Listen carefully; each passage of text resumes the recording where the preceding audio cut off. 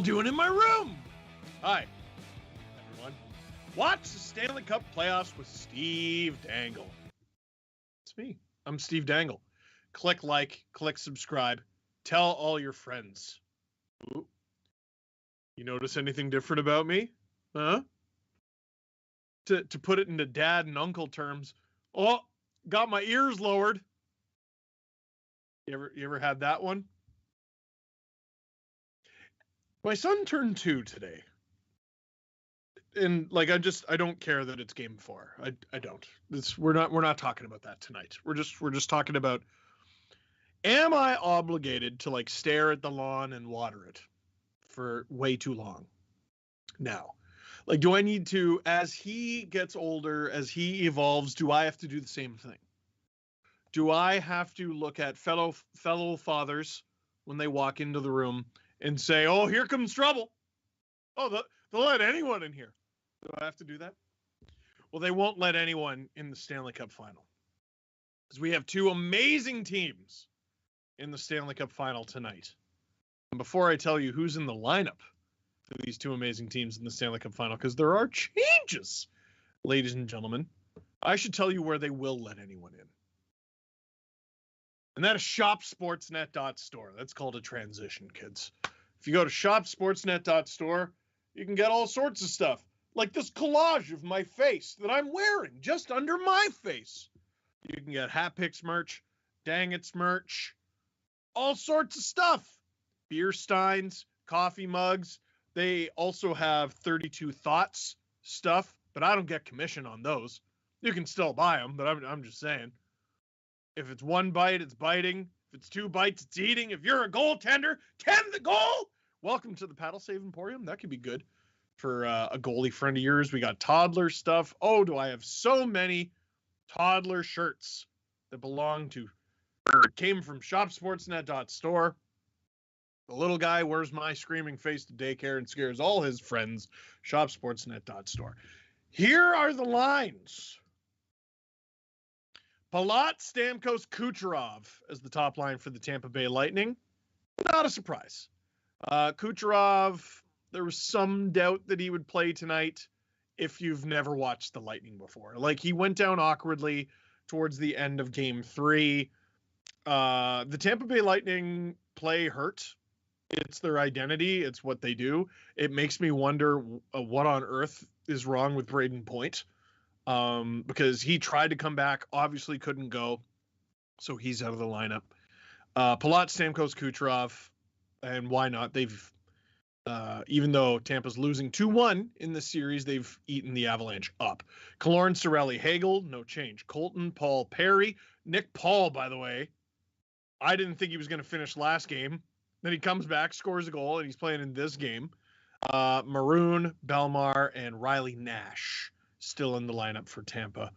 Up front, Hedman, Ruda, McDonough, Chernak, Sergachev, Bogosian, all the same. And you might not believe this, but Andrei Vasilevsky is starting for the Tampa Bay Lightning. Big changes in the lineup for the Colorado Avalanche because one man, Nazem Kadri, is in the lineup. Now, here's how you could look at it. Lehkonen, McKinnon, Rantanen is the top line. What? Landeskog, Kadri, Nichushkin is the second line. So it's basically Kadri and McKinnon swapping spots. Lehkonen was on the second line. Now he's on the first with McKinnon.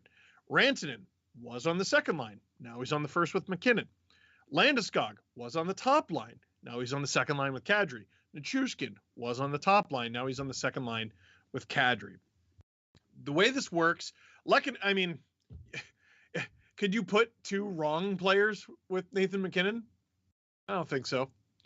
Landeskog, it sounds like will take faceoffs for Kadri all night. Kadri with the hand injury, he can play. I assume his feet have been there the whole time, but I don't know how often he's going to shoot the puck. He might be more of a playmaker. I would expect Landeskog to take the faceoff. I would expect Landeskog to shoot, and Nichushkin about the same. Third line, Newhook, Comfer, O'Connor, closer to what it was in the Oilers series before Kadri got hurt. Cogliano, Sturm, and Helm on the fourth line. Taves, Makar, Jack Johnson, Josh Manson, Bowen Byram, and Eric Johnson. Darcy Kemper, who got pulled last game, will start tonight. I'm frankly not surprised by that at all. So, watch the Stanley Cup playoffs with Steve Dangle. I'm Steve Dangle. Click like, click subscribe, tell all your friends. We have questions and comments in the chat. Please leave them. Make sure they contain as little racism or misogyny as possible. That would be nice. You know, I started YouTube in 2007, and that has been a constant. How about be nice? How about don't be a jerk? How about we're here to watch some hockey and have some fun, and maybe don't be a nightmare. Thank you. Here we go. Leaf. You got to be careful with a username like that, Leaf. On either team, which player has felt invisible this series? Okay, it's a very interesting question. Very interesting question, and I'm going to give you a very interesting answer. A player can look invisible, meaning they're useless, they haven't done much to help their team. I don't really think anyone's been invisible. There is a player, a very important player, who I think has been too visible. And I thought Game 3 was a good example of that. This might surprise you, because this is one of the best players in the world. He has been good in this series, but in Game 3, I thought he was a bit too visible. Nathan MacKinnon. Here's what I mean by that. He was extremely visible, extremely active, did a lot. Was the a lot that he did helpful? It felt to me like he was trying to do too much at times. And I don't know if it was always helpful. Times where he could have used his teammates a little better. Times where he had a little bit more time than he used. He was a little too quick to make decisions. Usually players take too long. They're not fast enough. He's got to simmer it down a little bit while still keeping that intensity. He's still obviously one of Colorado's best players. Probably their best forward. I don't think there's much debate there. It's him and Cale Makar, basically, and you take your pick for who's the most valuable. But I think a more concentrated effort from Nathan MacKinnon brings Colorado closer to a 3-1 series lead by the end of this game. Emily, who does Leo think will win? Leo is asleep, but I am going to say the Lightning, because he just turned 2 today, and Tampa Bay is easier for a 2-year-old to say than Colorado. He says he calls a Zamboni a semi-bony. And I'm like, who is semi-bony, Leo? Who is that? Charlie, will Kadri score? Is his hand at 100%? Well, I'm not his doctor. I don't know if his hand's at 100%. I assume no. His hand is not at 100%. Will he score? He's not going to be ripping slap shots. He can bang in and tip in goals. It's tough. When you're the bang-in guy and the tip-in guy, you think that's a little easier. You don't have to grip it and rip it. Yeah, but if someone's sending a pass in hot, if someone's taking a shot from a point, even if it's just a floater wrist shot, you got to have a pretty good hold of your stick, and that's going to hurt. Now, he's a left-hand shot, and if I'm not mistaken, it's his right thumb that is hurt. That's going to make stick handling really not fun. But he can bear down on his bottom hand, I assume, nice and hard, the way he's used to. So that should bode well for him. But I can't imagine he's going to be playing very comfortably with the puck. Kadri, I think, is going to be a defensive presence. I think he's going to be laying hits, but I think you want the puck on his stick as little as possible. And we're coming with the game very soon. Very now. There it is. You see that timing? Sorry, I like your questions so much that I wanted to get to more of them.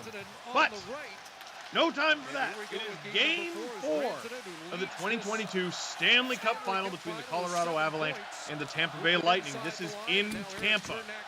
Colorado won the first 2 games in Colorado. Tampa with the 6-2 victory in Game 3.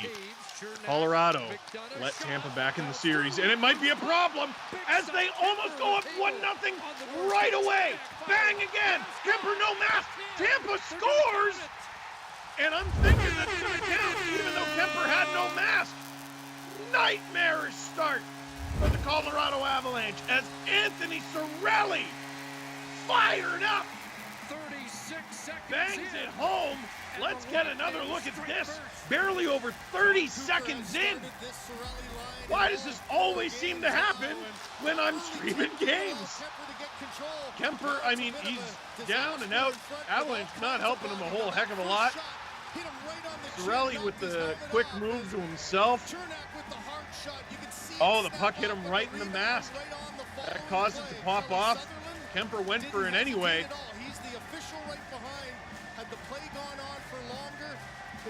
Oh, Kemper almost batting it away from Cirelli. Chernak's shot just drilling Kemper right in the mask. McKinnon hoping for the whistle. So Cirelli, who went 13 without a goal, is now scored. It's not going to work. Holy smokes, Tampa free shot. Nichushkin! Can you imagine? Colorado again! Johnson unable to get that through. Now it might be a 2-on-1 for Tampa. Are you serious? Oh boy. Oh boy. Here come the Lightning again, and if that goes in, I think it's Pavel Francouz's time. We are not a minute into this game. We got 5 shots on goal, 4 of them from the Tampa Bay Lightning. Are you kidding right now?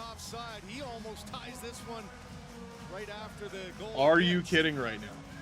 Now Colorado has been in this position before.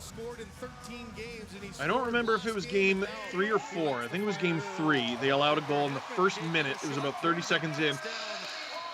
Someone down after blocking a shot to Connor McDavid. So they basically start the game down a goal, and they obviously end up winning that game because the Oilers won no games that series. Newhook. If we're talking about guys who have been invisible, he's been a little invisible this series. He's been in more of a depth role, moving up to the third line tonight. He's got to be big.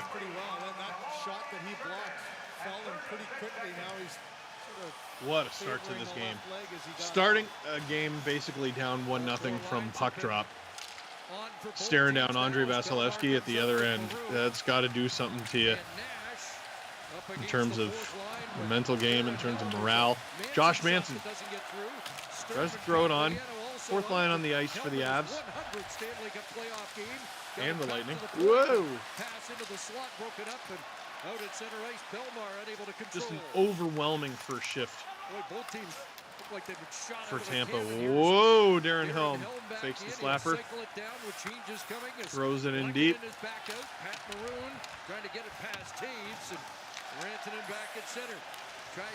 Oh, very close to too many men for Tampa there. Very close. Devon Taves coming in across for Lackinen.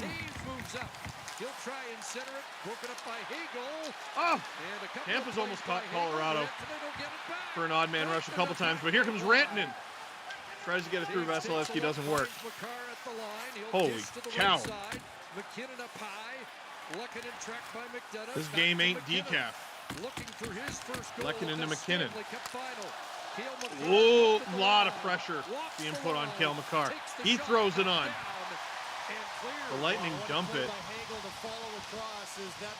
Kemper staying in the net hoping for the icing, and he gets it. Brandon Hagel not happy about it. You should be happy, man. You were on the Chicago Blackhawks a couple months ago. Now you're on the Lightning. You're 3 wins away from a Stanley Cup. Oh, that was Cale Makar who blocked the shot. Not looking comfortable at all. He took that hit to his knee. in one of the first two games. Not looking any worse for wear there, though. Here's Gabriel Landeskog taking the face-off for Nazem Kadri. Icebreaker for the Tampa Bay Lightning at the 36-second mark. Woo! Kadri. He just got in this series, bro. Don't get suspended out of it. He almost sent Anthony Cirelli to the Shadow Realm. Landeskog up with it. He'll center it in Oh! front, and Nichushkin unable to handle that. But getting it back Nichushkin is with it. Landeskog. Landeskog loses the zone but holds the puck. There's Kucherov out there for a shift as well. Bowen Byram drops for Naz.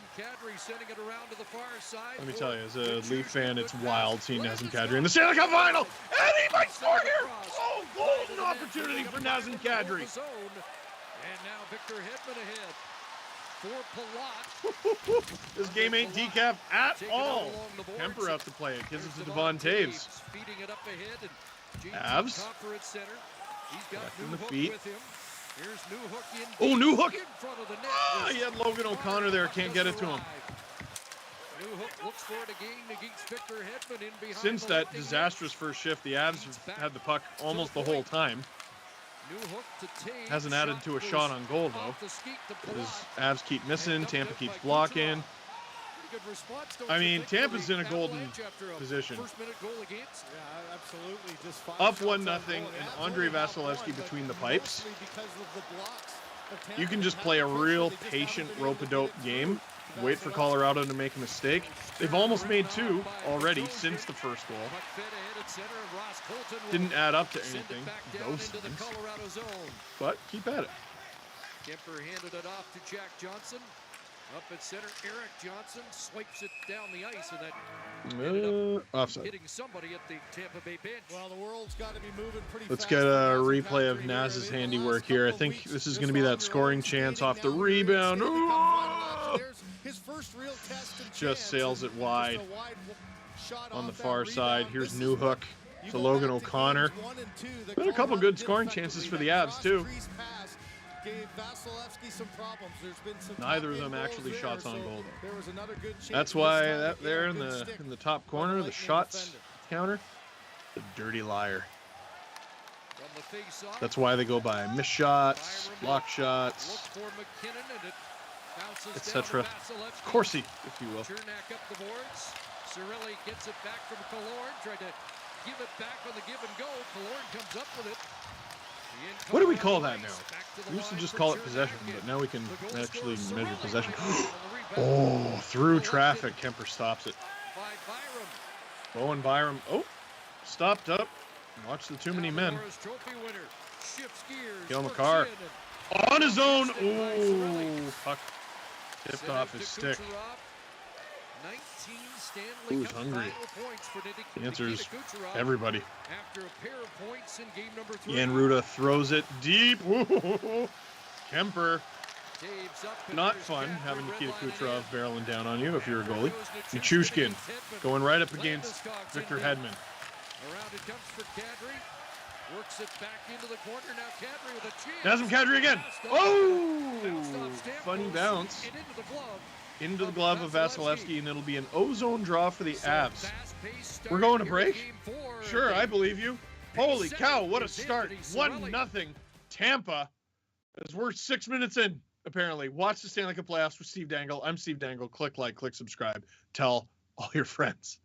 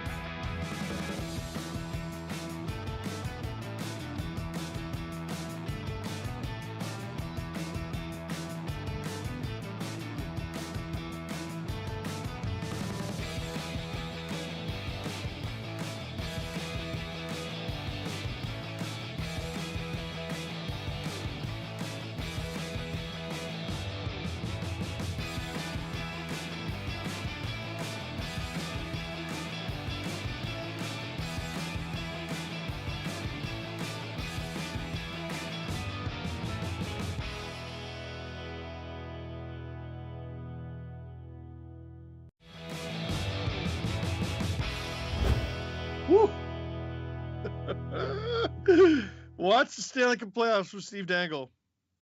I'm Steve Dangle. Click like, click subscribe, tell all your friends. Apologies to producer Nick, who took a sec to go to break, because I never actually said, hey, we'll be right back. Because I was surprised when he said we're going to break. Because I know that we go to break once we're a little over 6 minutes into the game. And I thought, well, that's dumb, because we're only about 3 minutes in. Nope. The shot blocks early tonight, Chris. That was 6 minutes of game time right there. There was a goal and everything. Silly. Oh, Kucherov and Palat chasing down Devon Taves. That duo has caused Makar and Taves fits in this game. Ooh. Lots of pressure on Makar tonight, eh? In the D zone, in the O zone. And it causes an icing call. Ontario, DraftKings Sportsbook We'll go is down getting into you the in on Av zone. action. Just download the DraftKings Sportsbook app, celebrate alongside your team, and get in on the action. Want the latest breaking news? Get the CBC News app to stay on top of local and international. Nazem Kadri, I got to say, already making an impact in this game. He's looked dangerous. Fired the puck a couple times, which I didn't think he was going to do. Team number 3, we won't see Nazem Kadri take face-offs tonight. Makar pulls away, and now Taves. I think in the pregame when we were talking about it, I put too much emphasis on Kadri's hand injury for shooting. I don't know how much it's going to affect his shooting as it's on his top hand, but stick handling I think is going to be agony. Arturi Lehkonen flying around the net. Ooh, and he gets dumped. And the Lightning get on the puck. Well, Tampa likes the hit. No call. Sends it to center. McKinnon nearly came up with it, but Byram's got to Ross Colton, he's going to chase this down. Went for the puck. I'm surprised he didn't finish that hit. He usually does. Drop to the line past Rantanen and Chernak, and Ryan McDonough back. Anthony McKinnon flying. Sorelli across, and there's Alex Killorn on this right side. Killorn going for it. Able to get loose and bump back out to center. 7.5 minutes into the opening period. You know, there was a lot of talk about the NHL awards. Sorelli with the early goal. Yeah, some funny votes. And, oh, Killorn hits it with a stick and out of play. A lot of talk about the NHL awards. And the more I watch him play in the Stanley Cup final and in these playoffs, the more I'm convinced that had he not missed significant time this year, and he did for a variety of reasons, Bowen Byram probably would have at least been in the Calder conversation. I don't know if he would have been nominated. Probably would have been top 10 in votes. I'm really impressed by this young man. Defenseman as young as him in a top 4 role, even top 6, like he's in the D-Corps. They don't really play in the Stanley Cup final. It's pretty rare. Oh no! Oh, giveaway! Here comes Tampa! Jan Ruda! Oh, huge giveaway! Oh! You know that there hasn't been a dang it video in a while, Colorado. You were almost in there. There's Wes McCauley having a conversation with Darcy Kemper. Not sure what they were talking about. Let's see this. Whoa, Eric Johnson. Sacrificing the body. Jan Ruda throws it on. Stopped by the glove of Kemper, who almost...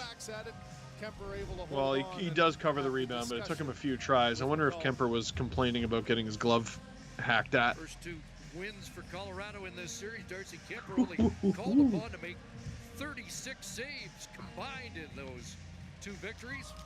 Nick Paul on the draw. Tampa wins it. Hedman floats it on wide of the net. Along the boards, and now Oh, falls as he tries to get it out. Corey Perry Helm went down. He was tripped, but I don't think it was intentional. Nico Sturm accidentally on purpose. Nailing, I think that was Riley Nash in the head. Whoa! Cogliano narrowly avoids a huge hit from Victor Hedman. Hedman on the pinch. Interesting situation for Colorado. But they need a line change so they don't attack as aggressively. They had Bogosian and Perry back there. With a little bit more gas in the tank, Colorado should have attacked there. Shot 7-2 Tampa Bay. First time Jared Bednar not afraid to use this new look Kadri Landeskog Nichushkin line. Whoa! Huge hit there in the corner. Kadri, long pass. And it kind of works out to Devon Taves. And Kadri ends up with it again. Back to the point. Good keep from Taves. These blocks, Tampa is unreal at blocking shots. It is an art form. Oh, little spill in the corner. Tampa clears again. Having a goalie like Vasilevsky changes everything, and you're just allowed to be so patient. I think that gets teams into trouble more than anything. It's just being impatient. When you have the best goalie in the league, you're allowed to be the most patient team in the league. Now Killorn ahead, looking for Cirelli. That pass failed to click. Manson up.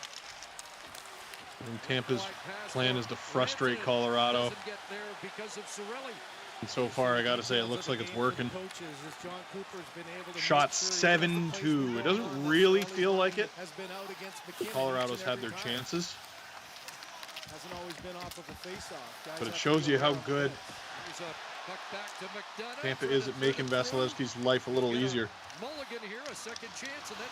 Oh, good stick.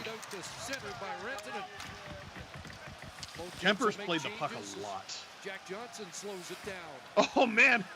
They took one of Colorado's shots away. So past 10 minutes. I just saw that on the scoreboard. It's 7-2 now. Or 7-1. Sorry, it was 7-2. Nash and Belmar work it back down into the Colorado zone. Maroon on Big rig in there. Up with it was Byram. Causing havoc. John Cooper hasn't been afraid to use this fourth line for Tampa.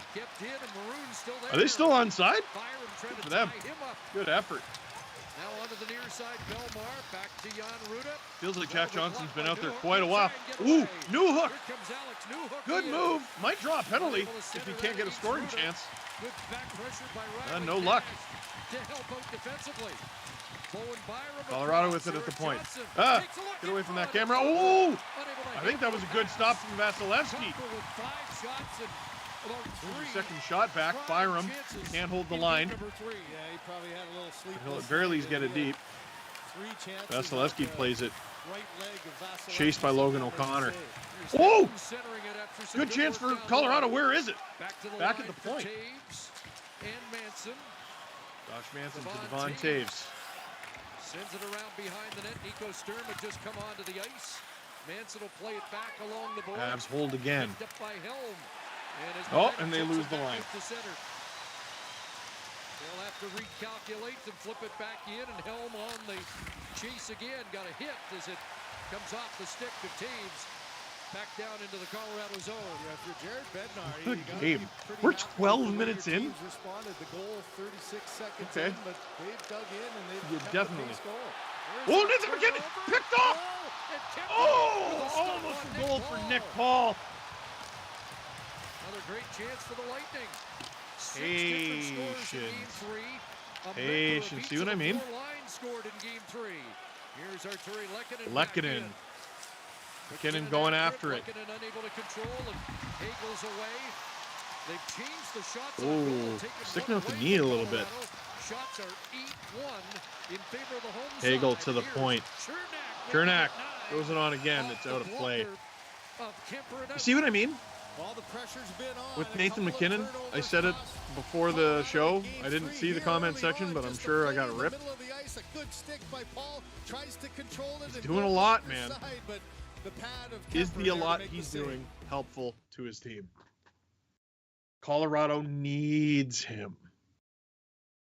Energetic but efficient and clever. If they have any chance of winning this game or series. Tampa's frightening, man. Watch the Stanley Cup playoffs with Steve Dangle. I'm Steve Dangle. Click like, click subscribe, tell all your friends. Colorado is up 2-1 in this series But with Tampa up 1-0 in Game 4, doesn't it almost feel like Colorado's losing? Doesn't it almost feel like Tampa's up? They're ridiculous. They're scary monsters. Let's go to the comments. Well, I love reading questions that I wasn't quick enough to get to. Kendrick, will this be a low or high scoring game? I'm going to go with high. Well, okay. It's going to be a high scoring chance game. Will it be high scoring?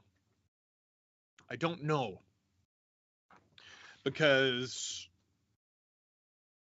Colorado is playing from down. Tampa appears patient. And also, there's game 1 Vasilevsky. Then there's game 2 Vasilevsky.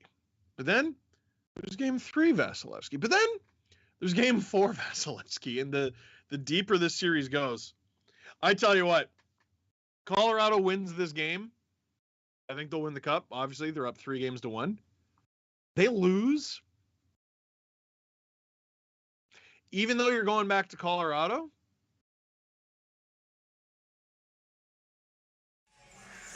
that's uncomfortable, man. That's real uncomfortable. But smiled and said points by round. McKinnon, only 2 points in the Stanley Cup final. This is the beginning of Game 4, so I'm not going to read into that too much. Landeskog taking the face-off for Kadri again. Shot attempts in Game 3. They had more shots on goal than anyone coming into this game with 14, so you know it starts to get into your mind as a top guy.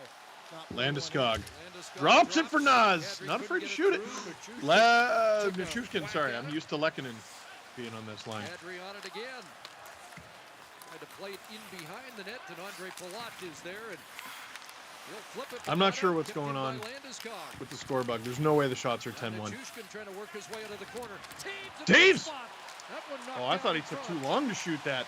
Taves trying to keep it alive. He had a wide open lane. Flip out to center. And that one got Sergachev, so it's his left leg that he's favoring on that one. Is another Kadri one not getting through. Gains his own, not with a ton of speed though. Back in. Nichushkin with it. For Nichushkin at the line. Colorado's had way more offensive zone touch. Oh my goodness, Nichushkin! How isn't that a goal? Does he hit the side of the net or does Vasilevsky stop it? Golden opportunity for the Avalanche. Miracle! This game isn't tied. Wow! Flipped away by Bogosian at center. Initial thoughts on what you've seen from Kadri. Cale Makar. Clever little pass to Devon Taves.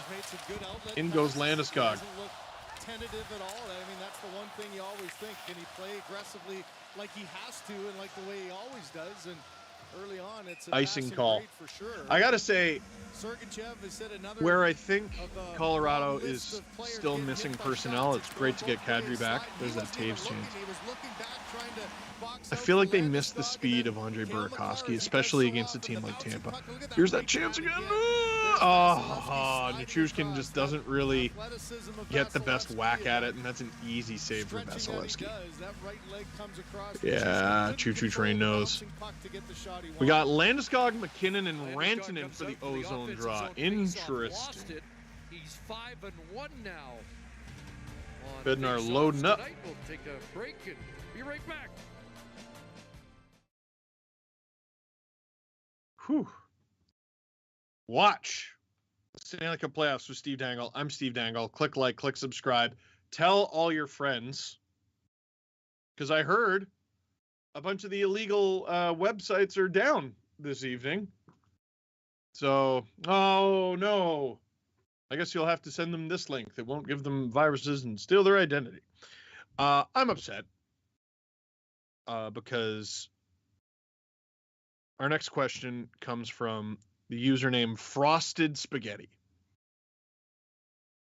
I'm half Italian, and I take that as that's insulting. Frost video where they make bad food on purpose just to get the rage clicks. How dare you? The question, though, is if you can make an expansion team, what city would you pick? Automatically, I'm picking Canada. because it's only Canadians watching this, right? Right. Anyway, it's a toss-up between two cities that I like, are decently big enough, maybe not quite NHL size, but they're decently big enough.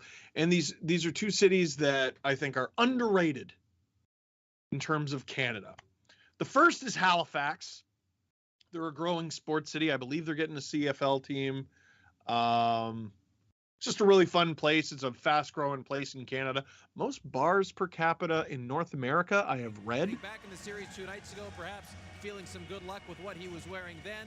The same thing here tonight. They have bars, and then they have after bars that are open from 1 to 4. I didn't know that. And then the other one, I'm going to say Saskatoon, Saskatchewan. Most players have their, if nothing else, Regina, their same routine. And not a lot going on. you're down 2-0, and that suits Saskatoon? wins you a big game. Why not come back? I can actually throw a party. I was pretty surprised.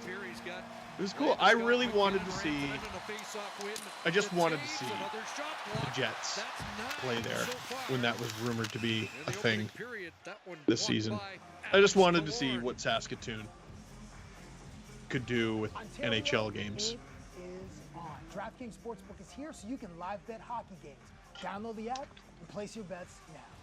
Alex Killorn, I mentioned getting. Notice how I didn't say Hamilton, who actually does have a realistic shot. Notice I didn't say Quebec City, who actually does have a realistic shot. Nope. Halifax, and Saskatoon. They took his away. Those are my picks.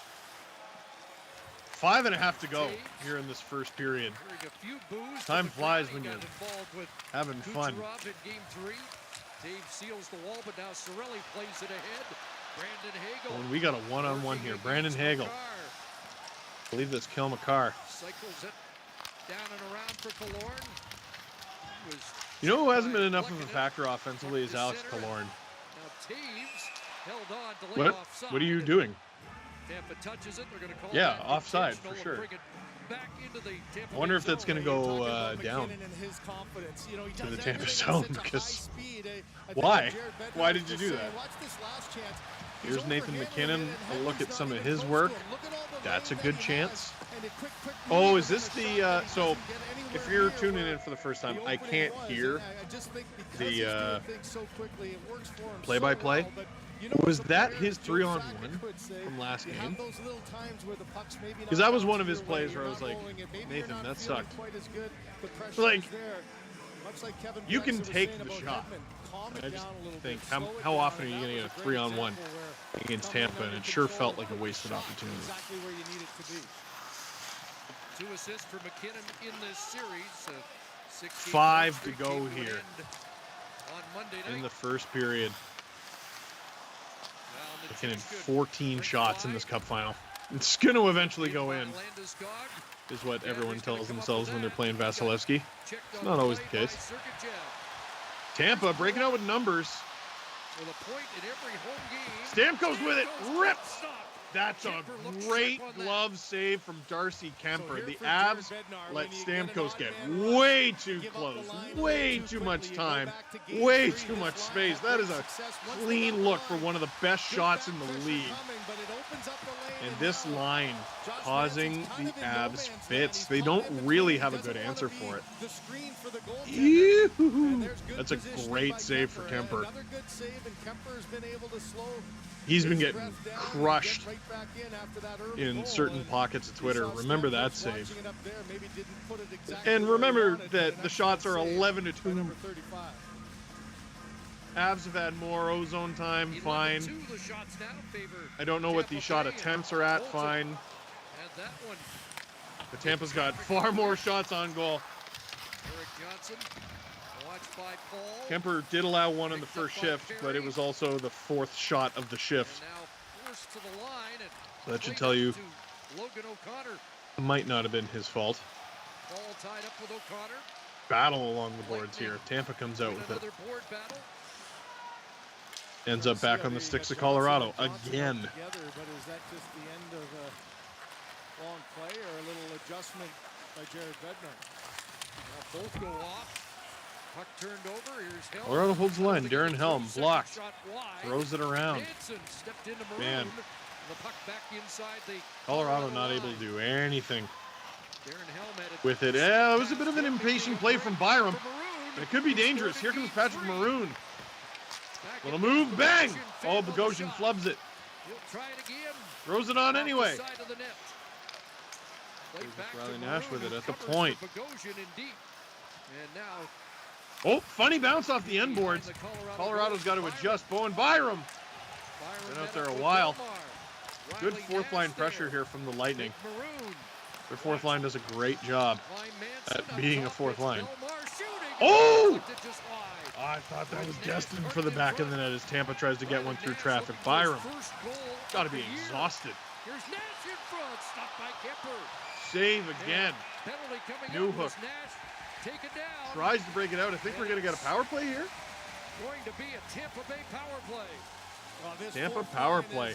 They often do. It's Darren just Helm eat up minutes going in the off. offensive zone. They Camera went win to the middle him puck and battle. Riley Nash, They so I'm get going you to assume chasing that was the around. penalty. Bogosian does a nice job of keeping it alive to the middle. Here's some of The long Tampa's shot gets fancy work. deflected just in front.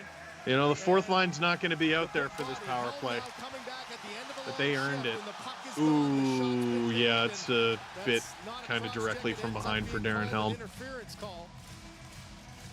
But Interference tired is the call. bodies make mistakes like that. You get fatigued at the end of defending for Did you that see the long, kid and with the upside down goal bad both things sides? happen. Behind the ball. 34, so first power play of the night. Oh, wow, that's so funny. It just caught me off guard. Kid's just having the time of his life. His sign's upside down. Good for you. I wish I was at the Stanley Cup final, kid. You're sitting closer than I ever have at a playoff game. Jeez. Tampa on the power play. 3 minutes to go here in the first. They have an opportunity to make it 2-0. Reminder that Colorado only has 2 shots. Kucherov puts it on rebound. Bounces to the corner. Darcy Kemper is basically the only reason Colorado's in this thing. Holds the zone. Gets it back. Kucherov. The half boards. Down low to Palat. Oh, in front! Stamkos golden opportunity. Legs in the air for some reason. Colorado's going to break it out. And I think they're going to go for a little skate here. Logan O'Connor drops for Kale McCarr. Rebound somewhere. Nope. Victor Hedman comes up with it. The Tampa's power play hasn't been that effective so far in this Stanley Cup final. Only 1 for 12. We'll see what they have. Attempt number 13. Hasn't bared fruit just yet. Valerina Chushkin coming in. I thought he had a breakaway there. Sergachev was there. Kucherov comes up with it, and we got a blown tire. This is going to be bad for the Avs. Oh, 2-on-2. I think it was a line change shot. Whoa! Funny bounce. Almost cost the Avs again. Cogliano going after it, chasing down Nick Paul, who's skating just fine for a guy who could barely get off the ice towards the end of the first period of Game 3. Tampa Bay power play. Ooh, Vasilevsky almost gets stripped by Logan O'Connor. 30 seconds to go here in this Tampa power play. Sergachev up ahead. That pass broken up. O'Connor gonna Avs move back in. turn it around. Logan O'Connor had Nico Sturm with him. Picked up by Killorn. He'll race down the ice. Gets it If back. he was in a different Here's position, Killorn that's a back banging. on stop. Kemper with the stop. Rebound covered Covers it up. by Kemper. And with 8 seconds to go in this Best power chances play, really go in the it'll be an Avalanche way, ozone and draw for the Tampa Vasilevsky, Bay Lightning. Usually expecting the power play to just be watching. Instead, the drop pass, and here's the hard shot right off his mask. And didn't Kind of an pop any awkward his amount of time straps left. off. Now you got McDonough Obviously, if back the backwards, Avs are and hemmed in, you'd O'Connor does a think nice job Darren trying to Helm would line just again. It's charge been a into the common defensive theme. zone. Kelly Rudy talked about blocker side that But if time. the Avs win, it's a Trying to matter go of how high glove quickly they side, can get dump up it. and over around the ears of Vasilevsky. 8 seconds left. Landeskog Penalty. out there to take this face off. And a minute 10 in the opening period as Chernak's got it. Andre Palat. Lot. Down low. Down low for Cirelli. Oh! That went through Kemper. How did that go in? Bouncing in behind the Almost net. snuck The through. penalty done, Cirelli and with we're it into the still. final minute of Avs this back to opening even period. strength. Tampa back with the puck though. Outshoot the Avalanche 15 Kel to McCarr 4. falls down. Brandon Hagel to the point for a shot. Puts it on. Haven't been afraid to use it. The shot attempts are dead even, which is wild considering the shots on goal. Really dangerous as heck. Sorry to use strong language. 30 seconds to go here in this first period. Tampa can't clear the zone. Is that going to be a penalty on Colorado for the trip? Is that going to be a penalty for the too many men? No, it is not. Nathan McKinnon goes down. Dying seconds of the first here. Either team can still score. They're both ridiculous. And, oh my God!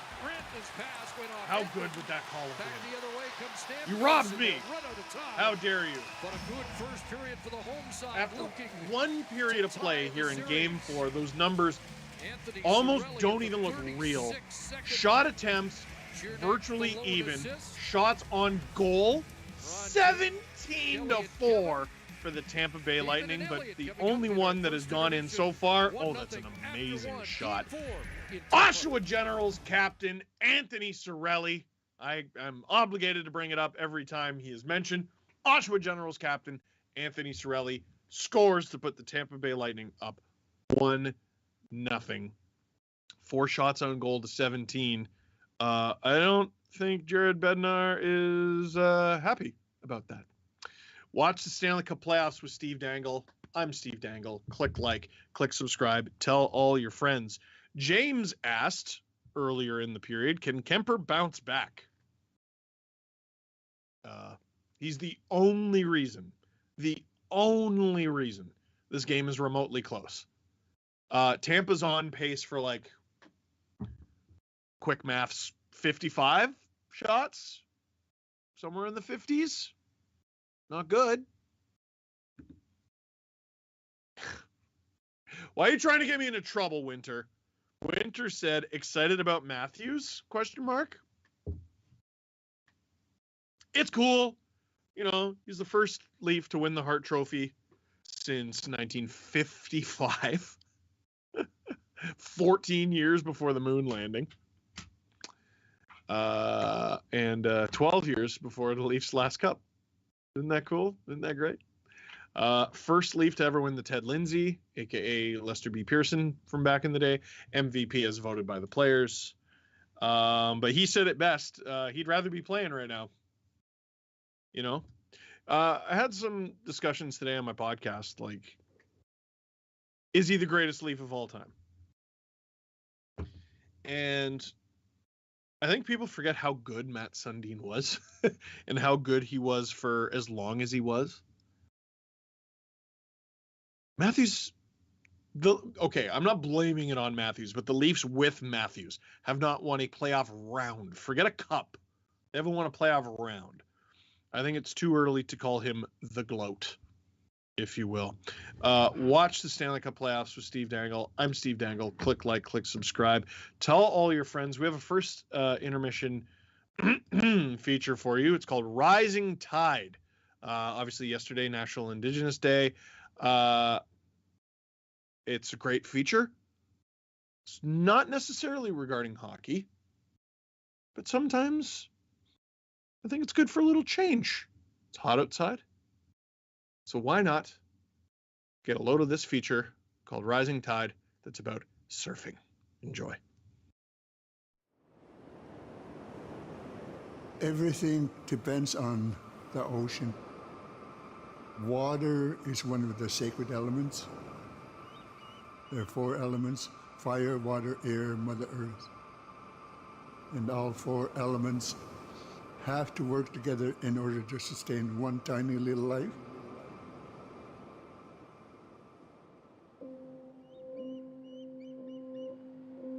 Colloquiate, which is where we are today, is one of the 14 Newtowneth nations. Since moving here about 3 years ago, I could probably name, on one hand, the amount of Newtowneth surfers that I've seen in the water. So there hasn't been a lot of representation for many different reasons, and that's something that Rising Tide or Muthla is trying to overcome. The connection to the ocean is the meaning of who I am, or even just finding who I am. My connection to the ocean is the only place where I could go to without any judgment. The crown that you walk on is made up from the dust of your ancestors. So when you walk on this earth, you walk slowly with honor.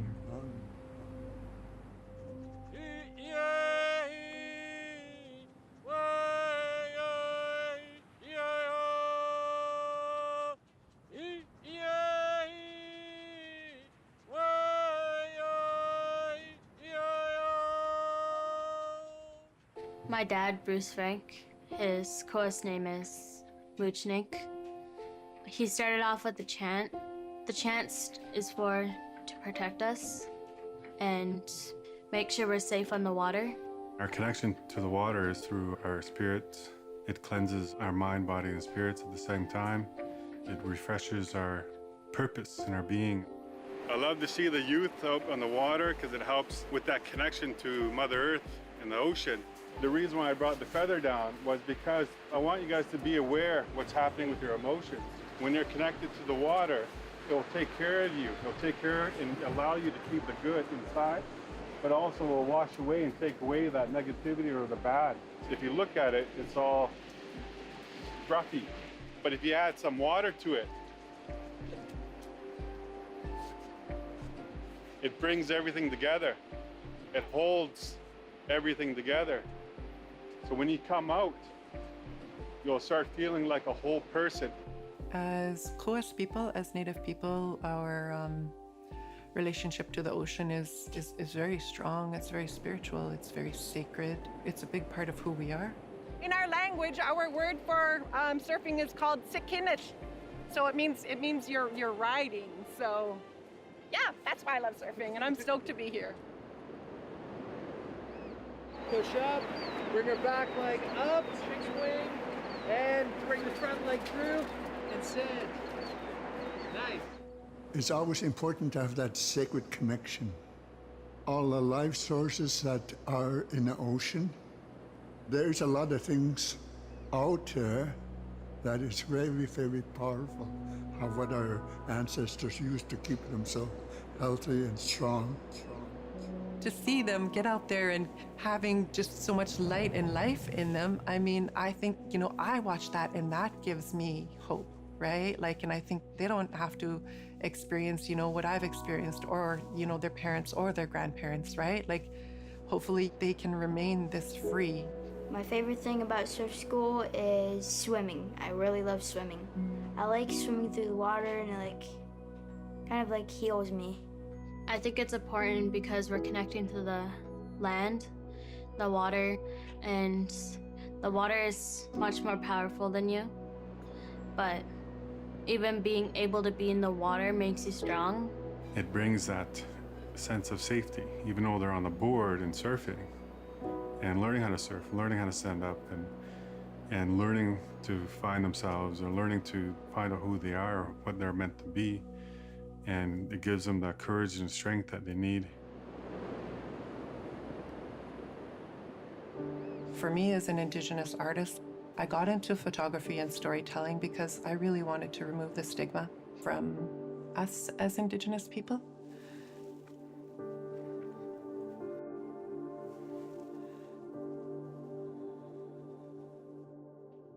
I think that, the world has seen us as drunk, needy, no good Indians.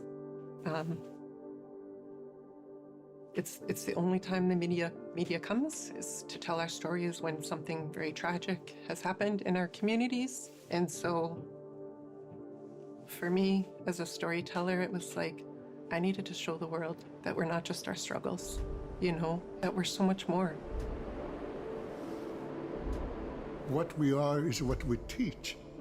So, if they watch other surfers and, it's like watching a hockey player, I want to be as good as him. It's important to have Indigenous faces or people of color in the water so Newtowneth youth can look at those faces and be like, oh, that person looks like me. That's something I can do. And then have that as something they can strive towards. My father told me how to connect to the ocean So one of the things I might do is like, go to the ocean if I'm feeling something heavy and ask the ocean to take that heaviness away.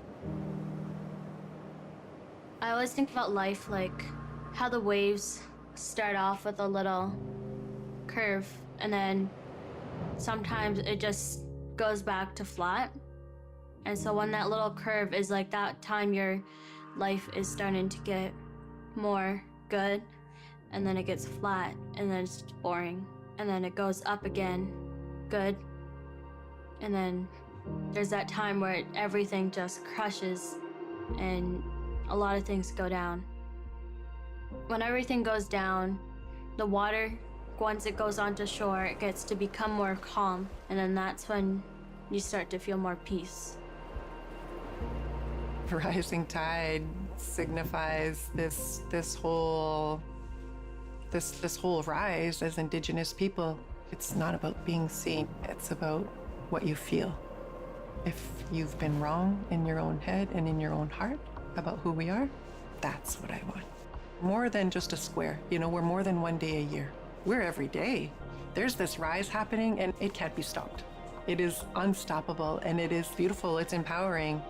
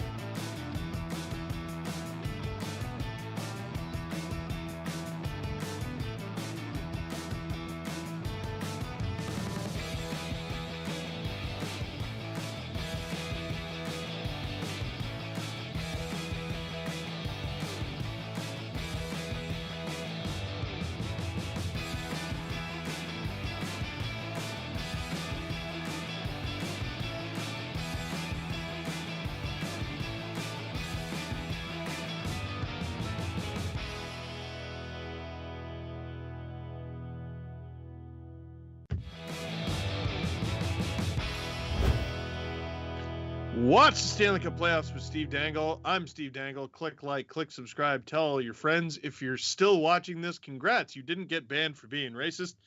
But how hard is it to just watch a feature and be like, that's cool, that's fun, that's very cool. Little clarification from the first period. Sorry, I'm disappointed in the chat. You can tell. Obviously, I'm not talking about you because you're still here, but I'm disappointed in the way things went. There was some clarification, and there's a little Twitter exchange between Elliot Friedman and someone else. They asked, can we clarify why Tampa is allowed to score after Kemper's mask comes off? Thought you had to blow the play dead when the keeper's mask comes off. And Elliot Friedman responded, if a team has a scoring chance, play can continue. Now, it's a weird rule. It makes sense. It would be abused very badly. Because imagine all you had to do was shake your mask off, and we've seen goalies do it with ease. And all of a sudden the other team can't score. It's a get out of jail free card for goalies. On the other side of it, the play gets blown dead when your mask isn't on, because it's dangerous to not have your mask on. The only exception is if the other team is about to fire the puck towards your head. You know what I mean? It's a little strange, but I guess they had to weigh one against the other, and it would have been rather unfair to Tampa to take that scoring chance and that goal away, because it's not like Chernak was aiming at Kemper's mask on purpose. I'm sure he would have rather he scored. So, yeah. Watch the Stanley Cup playoffs with Steve Dangle. I'm Steve Dangle. Click like, click subscribe, tell all your friends. So we know what happened statistically with the first period. Tampa and Colorado, I didn't see what the final total was, but roughly 25 shot attempts each. They're within about 3 shot attempts of each other. Shots on goal is the big issue. 17-4 was the advantage for the Tampa Bay Lightning. Colorado had the puck a lot. They floated the puck towards the net a lot. 4 of those shots got through. 4. One of them I'm pretty sure was shorthanded. 4. So if you're Jared Bednar, how on earth do you fix that? You did a lot of things well. You had the puck a lot. That's a good start. You put a lot of pucks towards the net. That's a good start too. That's great. None of the pucks tested Vasilevsky. None. Not none. 4. How do you fix that? Do you simply stick to the plan? Do they need to change anything? Nichushkin had a golden scoring chance. Just flubbed it. It's going to happen. Nazem Kadri had a golden scoring chance. Vasilevsky got across real quick. Kadri tries to shoot far side. He misses. And there was another one too. Alex Newhook to Logan O'Connor. He's not able to bury it. It's a good pass from Newhook. Good opportunity for O'Connor. Can't bury it. All those go in. Bing, bang, boom. It's 3-1 Colorado. Do you look at it that way? I don't know. Something tells me Jared Bednar is not looking at a period where his team was outshot 17-4 and going, you know, if we just stick to it, I think we're going to be okay. No. I don't think that's how it works. Watch the Stanley Cup playoffs with Steve Dangle. I'm Steve Dangle. Click like, click subscribe, tell all your friends. It's as easy as clicking that little share arrow, sending it to your friends. You can tweet it. You can share it on your YouTube channel if you have one. You can text it to your friends. Text it to your family. Your mom's sitting at home right now wondering, well, how do I watch this game? I don't know how. How do I watch this game? Preferably with a man with a large head barking away talking about hockey in the corner. And you go, Mom, I know just the big-headed guy for the job.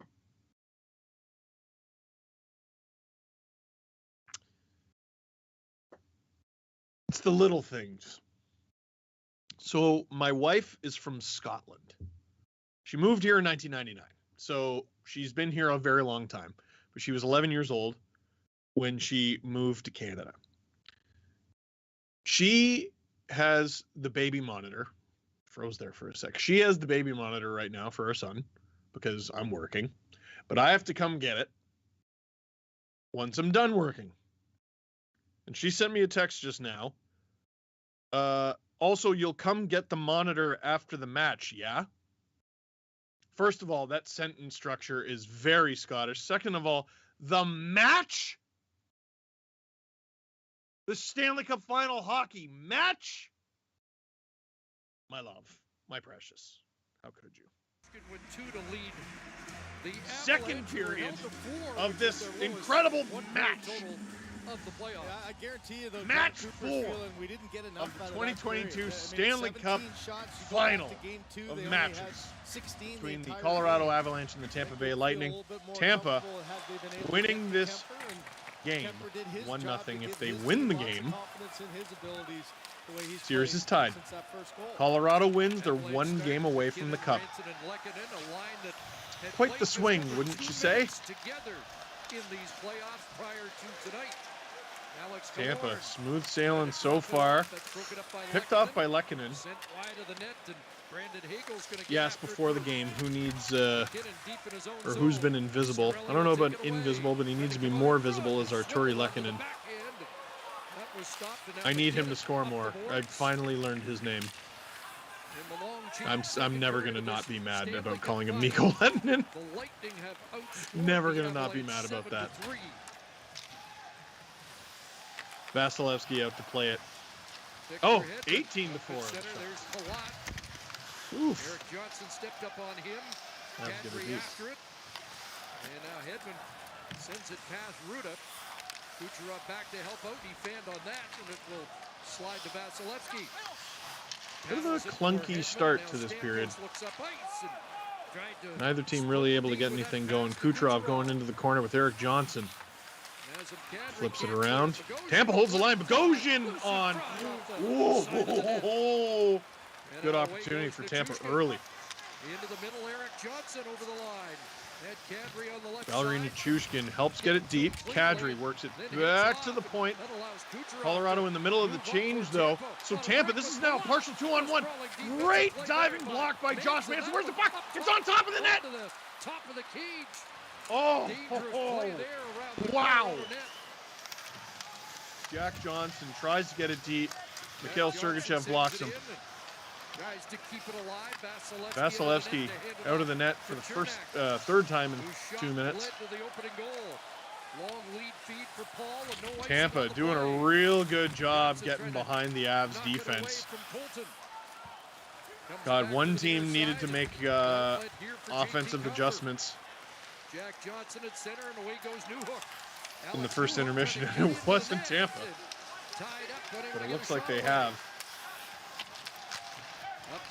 Dare I say, they look more dominant now than they did in the first. Logan O'Connor with it behind the net, though. JT Compher, who has been very good for Colorado. I've barely noticed in this game so far. That might be about to change, though. It is. Oh, blocked. That looked very painful for Corey Perry. Oh, a good opportunity for Colorado. They got Tampa hemmed in now. Corey Perry looking a little bit labored. Still willing to push and shove after the whistle, though. Tampa always is. Well, both goaltenders having to fight through. Because we'll get a whistle and an offensive zone draw for the Avalanche. Here's that attempt from Bogosian. Oh, God! Agonizing looking shot block for Eric Johnson. There was that partial 2-on-1, amazing diving block by him. Puck on top of the net. Or no, that was by Josh Manson, sorry. Oh, Perry blocks a rocket from Makar. There's a stop from Vasilevsky, who had to remind himself, oh, that's what the puck feels like. I had forgotten.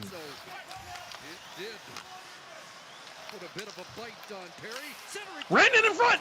Oh, that was a great pass to McKinnon. Great pass.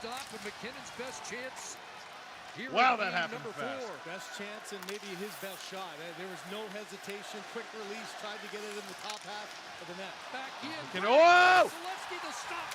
Arturi Lehkonen stopped Colorado. Getting a couple chances now. Making Vasilevsky at least work for it, for goodness sake. Looking to get even. Dump back in, and Cogliano races on to We're 3.5 minutes in, and Colorado has nearly doubled their shot total for the game. Will send it out to center ice. That'll do. After a good opening couple shifts for Tampa, Colorado's taking the game back a little bit. And here's Byram, puts it on. That was floating high. We got a pending call here. It's going to go against Tampa. An interference call. I didn't see who it was against. Let's take a look. Victor Hedman for interference. Thank you, producer Nick. That's a big one. There's that. Oh, McKinnon opportunity from Ranson, and that was closer than even I knew. Lehkonen getting behind the Tampa D, crashes into Vasilevsky as well. And here's a look at the penalty. Hedman, yeah, I mean, it's soft, according to our hockey eyes. If you've been watching the game for a while, I grew up watching the dead puck era. That would never be called in the dead puck era, but I'm here to tell you that 2022 hockey is way better than the dead puck era. They said they were cracking down on cross checks, and they have. McKinnon loves that one-timer. Not afraid to use it. If one could go in, I'm sure that would suit him just fine. Working it around with Makar. Makar floats it on wide. Can he hold the line? Yes, he can. With ease. McKinnon to Makar. McKinnon! Really loves. Oh! Was that Chernak with the block shot? Oh, he does not look comfortable at all at the moment. Landeskog with it behind the net. 40 seconds gone in the Avs power play. Going pretty well so far, though, I'd say. Rantanen to Landeskog to Rantanen. Deciding to not let McKinnon and Makar do all the work. Ooh, Rantanen can't get it through. Makar holds the line. Oh, what a through pass to Landeskog, who fires it wide. Makar. Oh, I thought he was looking for Rantanen there. Doesn't. McKinnon retrieves it, and he'll take it for a little skate on his own. Over to Rantanen. Oh, and it's in! It's in! I believe it goes off Gabriel Landeskog. And Colorado couldn't get anything through in the first period, but they do on that power play. Chernak was out there the whole time after blocking that shot. That was gruesome. Look at him. He's in agony as McKinnon walks it in. Rantanen throws it on, and the rebound, you know what? This is going to be McKinnon's goal. I believe this goes off of one of McKinnon's feet. Yes, it is. Landeskog might have got a piece of it at the end here. If you're Colorado, I don't think you particularly care about who scored it. You scored it as a team. That'll be McKinnon's goal. And Chernak going down the tunnel. That's an enormous swing in this game as Colorado ties it. Very unfortunate for Tampa. And here Colorado comes again. JT Compher gets the rebound. Tampa breaks it out. That shot easily steered aside by Kemper. Top line responding for Tampa. That would be a huge blow. Tampa's got it. They got the best left side in the league with Hedman, McDonough, Sergachev. There's no doubt there.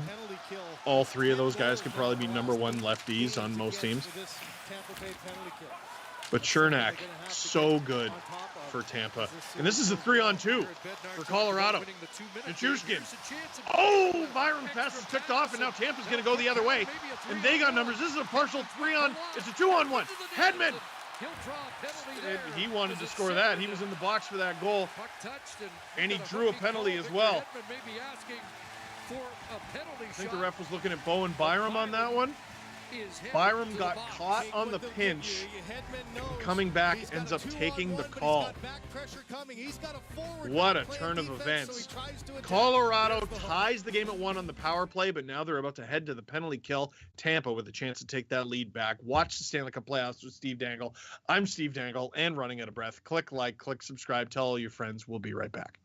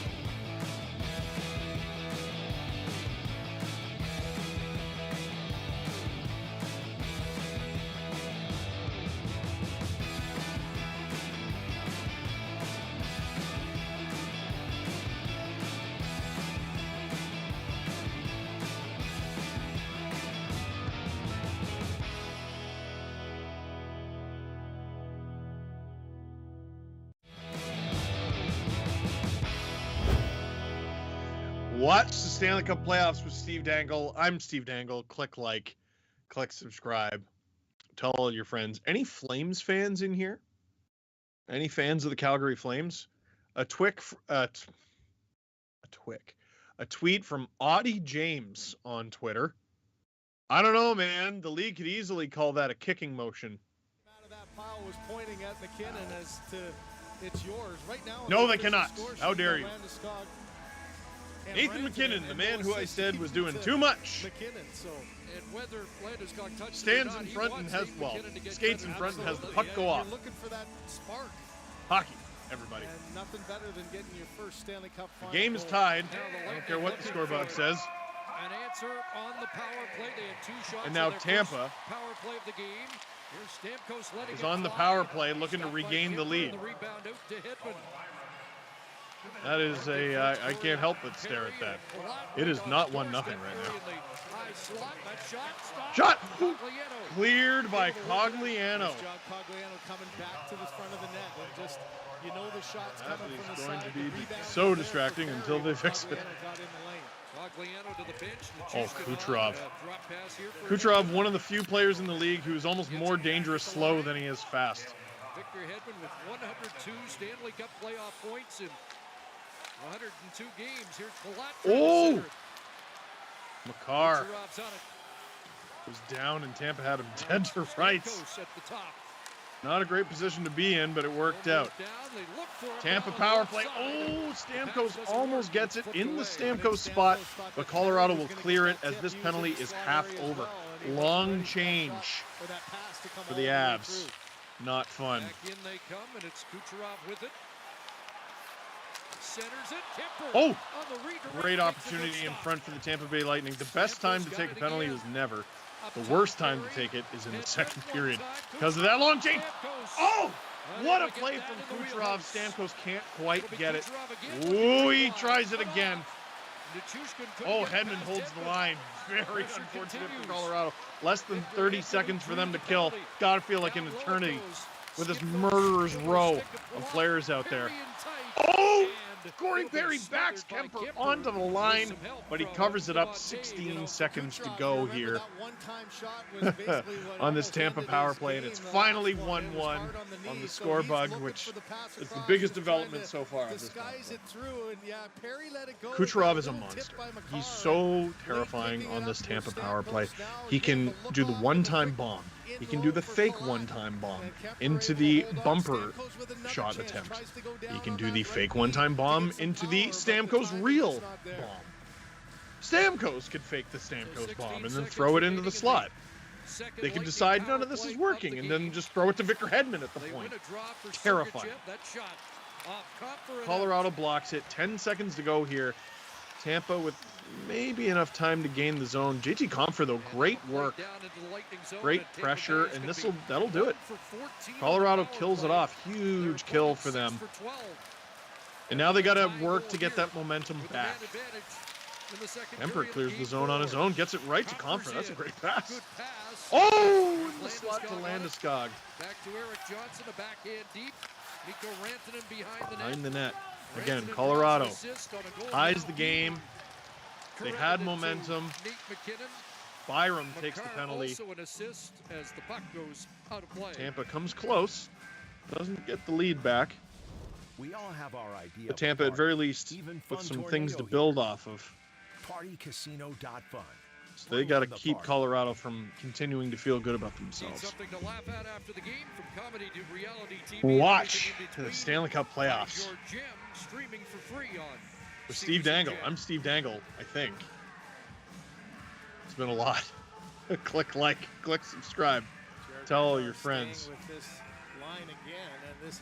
Good old face-off at center ice. Brandon Hagel in for the winger win. Will he get it? He does not. Does anyone keep track of wingers winning face-offs?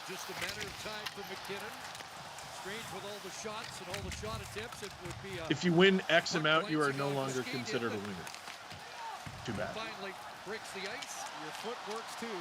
Anthony Cirelli breaks it out. Oh, Bowen Byram plays it with his hand. Hunted down by Alex Kaloran. That was dangerous looking. Colorado. Here comes Nathan McKinnon. Chugga. Oh, juicy rebound, but no one there. Nathan McKinnon's stride is terrifying. On the goaltender, not being able to get your shot through. That little Tampa, shot went under I the thought arm. very clearly had Now 6 players on the suddenly ice there. Glance off your foot and you're right back That's in. my eyes deceive me. Ooh, awkward fall into the corner for Josh Manson. Gets back up though. Visibly that way than Nathan McKinnon. Tampa, good pressure down low. Ooh, Riley Nash gets away from his man a little bit. Stays with him. Puck came to the side of the Belmar, net. oh, he falls down. Is something wrong with his skate? Manson moves it ahead. And Had now trouble getting Hill back up there. Up ahead and over the line is Rantanen. Colorado with a very slow In a playoff entry. year by a member of the Colorado Tampa just collects it and they'll go back out. And Belmar's skate looks like it's working just fine. Past the midway mark now. Thank you with very this much. Second period in a 1-1 game. Nash will dump it back in. Chases after Riley Nash, I gotta say, he's having a pretty good game for a guy who's basically sat for 2 months. Can't be easy. Tied up and Kadri bounced down there. Hits Kadri there. Take it out of there. He gets hit again. Everyone on Tampa hitting Kadri. Oh, funny bounce off the boards. That'll actually work out for Tampa, though, as Jan Ruda gets it to Victor Hedman. Correct that stat. Hedman 102 points this season. Hedman taking that thing for a walk. What a goal from Victor Hedman! Oh, on his own! Gains the zone attacks and backhands it past Darcy Kemper. Tampa regains the lead on a highlight reel goal for one of the best defensemen on earth, nominated for the Norris Trophy. Cale Makar won it, and he said, yeah. Let me remind everyone who I am. Look at this thing. That is a hat pick, producer Nick. Absolutely. Oh, boy. You could argue that Kemper should have had that. Maybe. But it's a great play from Victor Hedman nonetheless. Turnstiling the Avs. And Tampa regains the lead. For real this time. It's not even just the scoreboard. Stanley Cup final. Wow. For Victor Hedman. What a goal. Points in 8 of his last 9 games. Gross. So the time of the goal, 10:42. 5:25 after. So yeah, Colorado missing Sam Girard a bit. that was bad. Think about the reaction of Darcy Kemper. How do you? I thought Jack Johnson had been doing a pretty good job, at least in the games that I'd watched. How tough it is to read a back. That wasn't very good. Stymied him. Wow. 2-1 Tampa. Big Selly, and why not? That was a heck of a goal there from former Conn Smythe winner Victor Hedman, trying to hunt down another. That goal was big. And you know what that reminds me of? If you watched last game, you know what's coming. This is big! This is big. Someone could win $1 million. Enter game code SKATES for a chance to win instant cash and prizes and Sportsnet Now subscriptions. Go to sportsnet.ca/this is big! Or open the Sportsnet app to play. What's it called? This is big. What's the game code? SKATES. I didn't even shout it at you this time. This is big. What a goal from Victor Hedman. Good grief. Good grief. Questions from the chat. Leon, Kadri thoughts so far. He's probably passing a little bit more than he's used to. I wouldn't say he's playing timid. Oh, thought I froze there. I wouldn't say he's playing timid. I would say he's, how do I put it? His timing's a little off. And that's understandable. as he hasn't played in a number of weeks after getting hurt early in the Edmonton series, and you can be pretty sure that he's not playing at 100%. Kent, who's the more complete team without injuries? Who has more depth? Without injuries is fascinating. I don't know. Like, Colorado's unreal. I really think their depth is great, so it's not taking anything away from them. But Tampa looks the way they do tonight and last game without Braden Point. That's a 40-goal scorer, like 90-point guy, 9.5 mil. So fast. Such a good playoff goal scorer for Tampa over their 2 cup runs. He's unreal.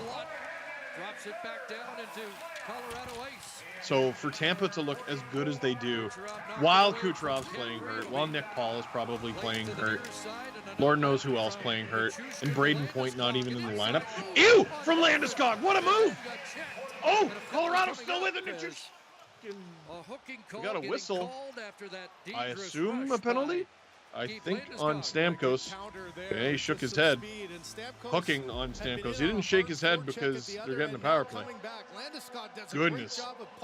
Landeskog turning Hedman inside out. Watch the reaction of Stamkos. He sees all of a sudden Hedman's not going to be there. Just Stamkos. Stick into the, I'm not going to lie, I didn't see the hook. I wasn't really looking for it. I was mesmerized by Landeskog. Just turnstiling his Team Sweden teammate. Wowzers. Colorado power play. A chance to tie it up again. 1 for 1. Colorado's power play was the only thing that scored last game for Colorado. I saw a really depressing stat. Tampa hasn't given up an even strength goal in Tampa since Game 6 of the first round against the Leafs.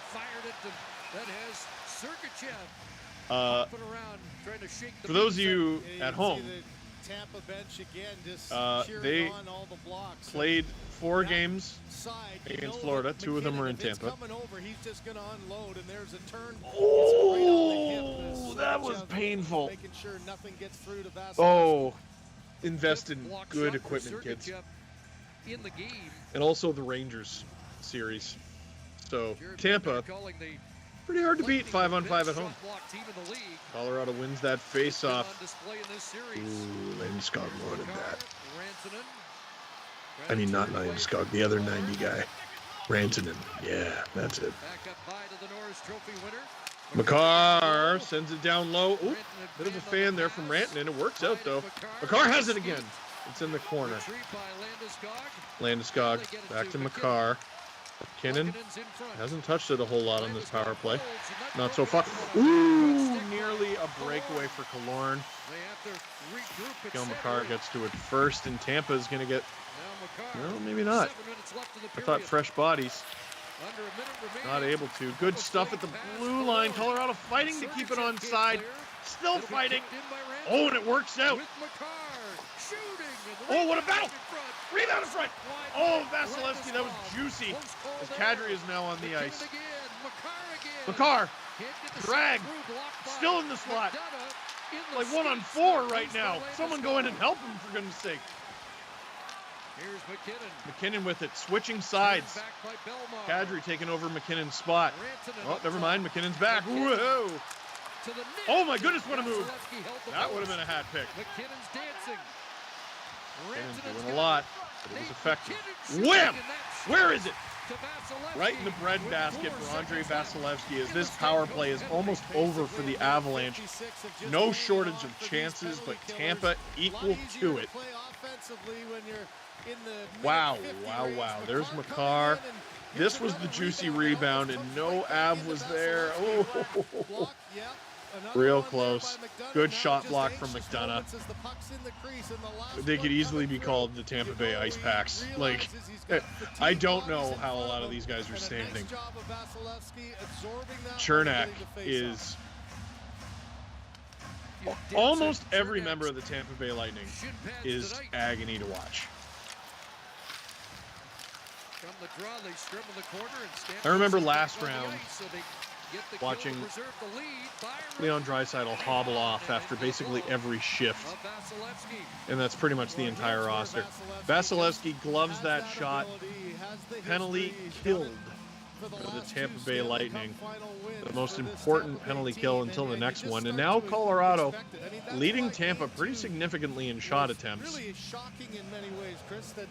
Still trailing in shots, 16-22. Hockey is a very silly sport indeed. It's a rebound that he made a good save on and went off the skate of McKinnon and in. This is the danger of watch the Stanley Cup playoffs with Steve Dangle. I'm Steve Dangle. Click like, click subscribe, tell all your friends. Somehow there's only 6 minutes left in the second. Very high-paced game. Not a ton of whistles. For the Avalanche in the second period after being except for that one. Outshot 11-5 after being outshot 17. That didn't take long, did it? In the first period. Dangle jinx strikes again. Side with just under 6 minutes left in the second. Goodness gracious. Watch the Stanley Cup playoffs with Steve Dangle. Click like, click subscribe, tell all your friends. More questions from the chat. Jingle, are you proud of Kadri? Yes. I watched him play for the Ron Wilson Leafs. I watched him play for the Randy Carlyle Leafs. I watched him play for the Peter Horacek Leafs. And then when the Leafs got good, he still never won a playoff round. It's like, that dude has seen some stuff. Some of the things that have gone wrong with his career are his fault. Let's be honest. Like, he's stopped injuring players in the playoffs and getting suspended, man. Like, I don't know what to tell you. Like, last year against the Blues, I thought that part of his career was behind him. I thought he left it behind in Toronto. It was a bad habit that joined him in Colorado after easily the best playoff of his life in the bubble. He was so good. To see him here in the Stanley Cup final, battling back from injury and getting this opportunity after a long time, man. He's played hundreds of games. He was drafted in the top 10 in 2009. That was not recently anymore. So yeah, I'm proud of Nas. Naughty. If you could only have one, would you sign Palat or Paul? Wow, that's a good one. That is a good one because Paul is a center. Centers tend to get overpaid. Andre Palat, though, to me, I think when his career is all said and done, I've said this before, I think he'll have a comparable career to Marian Hossa. Hossa had the better higher end numbers. Like, I think he had a couple 100-point seasons, but for the most part, Palat has just been really solid, a great contributor, great in the playoffs, and he's won some cups. Looks like Chernak is going to come off the Tampa bench here. Dude can barely walk. 6 minutes to go here in the second. I wonder if the conversation is, listen, let's get you as right as we possibly can so that you can play in the third period. This is going to be a 3-on-2 for Tampa here. Cirelli comes in. Shoots.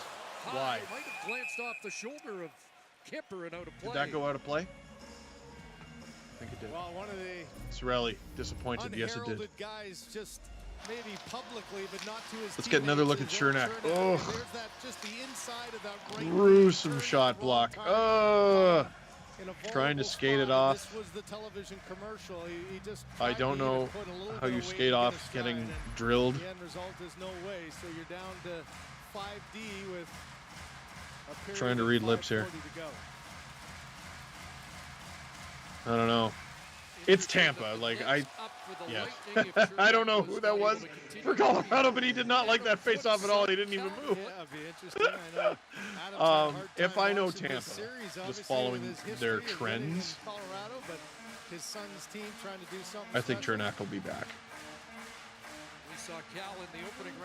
Landeskog and Cirelli. Let's redo that. 5:40 to go here in the second. Big answer back period for Colorado after Tampa just outshoot the lights off them in the first. They get on the board. Tampa with the lead. Rantanen didn't quite have Makar. Colorado setting up. Rebound in front. And they hold the line. Colorado a lot more aggressive in the second period. That's helped them in the offensive zone. Helped them generate shots on goal. Landeskog for McKinnon. One-timer. Doesn't go in. Tampa finally clears the zone. Is Hagel going to win this puck race? No, he is not. Foot race. He was racing feet, not pucks. Racing to the puck. Tampa holds the line, though. Colorado luckily avoiding the wrath of Tampa's top line there. Logan O'Connor tries to throw it around for a teammate. Victor Hedman's there. That's not good. Hedman out there with Bogosian right now. Palat. Oh, Hedman coming in again.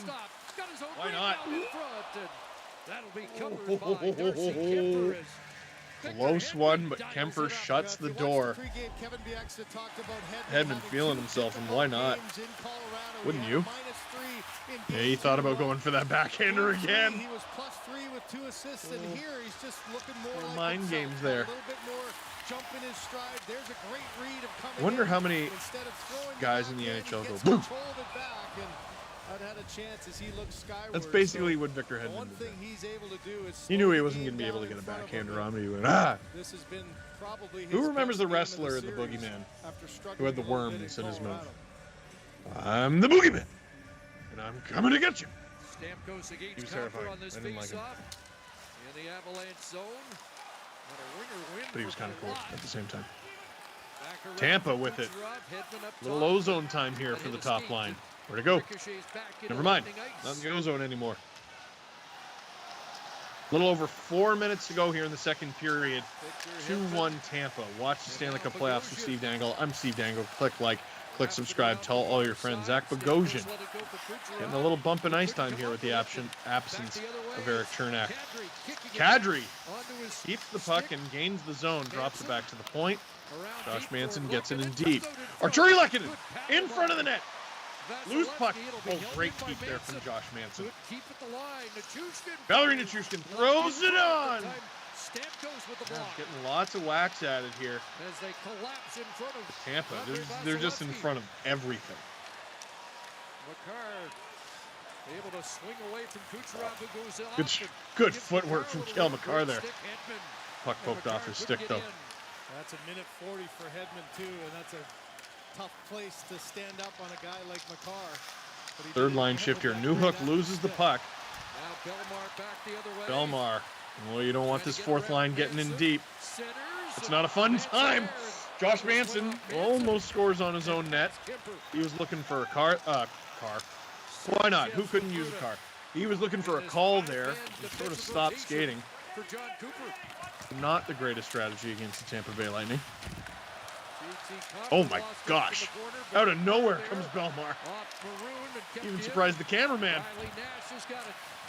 Riley Nash in deep. Is Josh Manson okay? No, he is not. He's real slow, and he nasty slash on Maroon. Don't get the call too, bud. Colorado's in trouble here. Josh Manson is reeling. He's got to get off the ice, buddy. You're going to take a penalty. He can barely skate, barely move, just trying to survive this. He can barely move.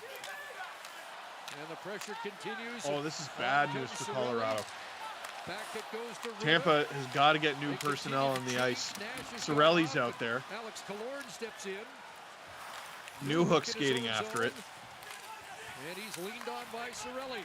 Josh Manson's still trapped out there. He's got to do the work himself. Colorado gets it out. And someone's got to give Manson a shove. He's still out there. And Manson's been out 2 minutes and 40 seconds and counting. I can't really tell what's wrong. It doesn't looks like there's a foot he can't really push off.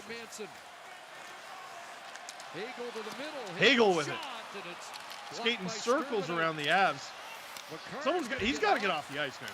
Manson's still stuck on this near side. He's guarding. Oh, Cirelli with it. He's on the right side. Someone's got to switch with him so he's a little closer to the bench and get him off. That can't move.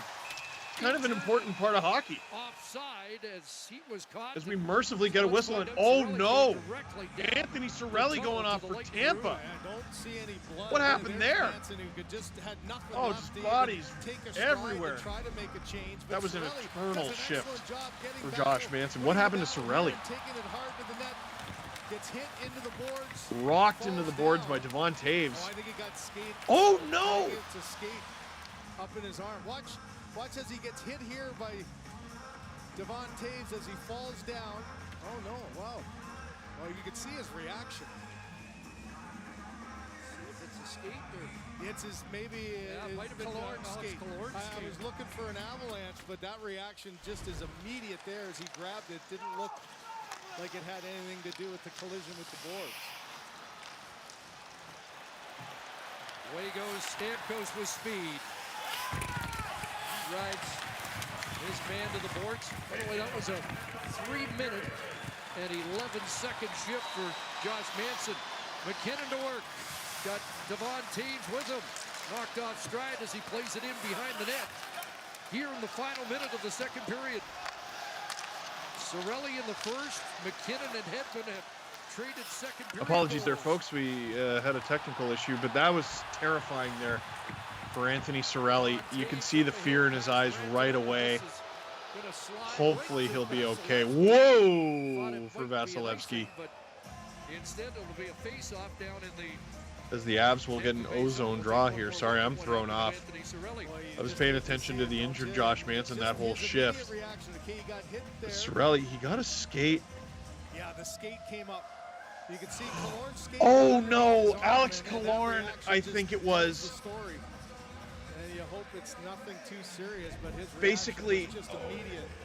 He like dragged his skate over Cirelli. He's gone to the dressing room. Under a half minute left here in the second.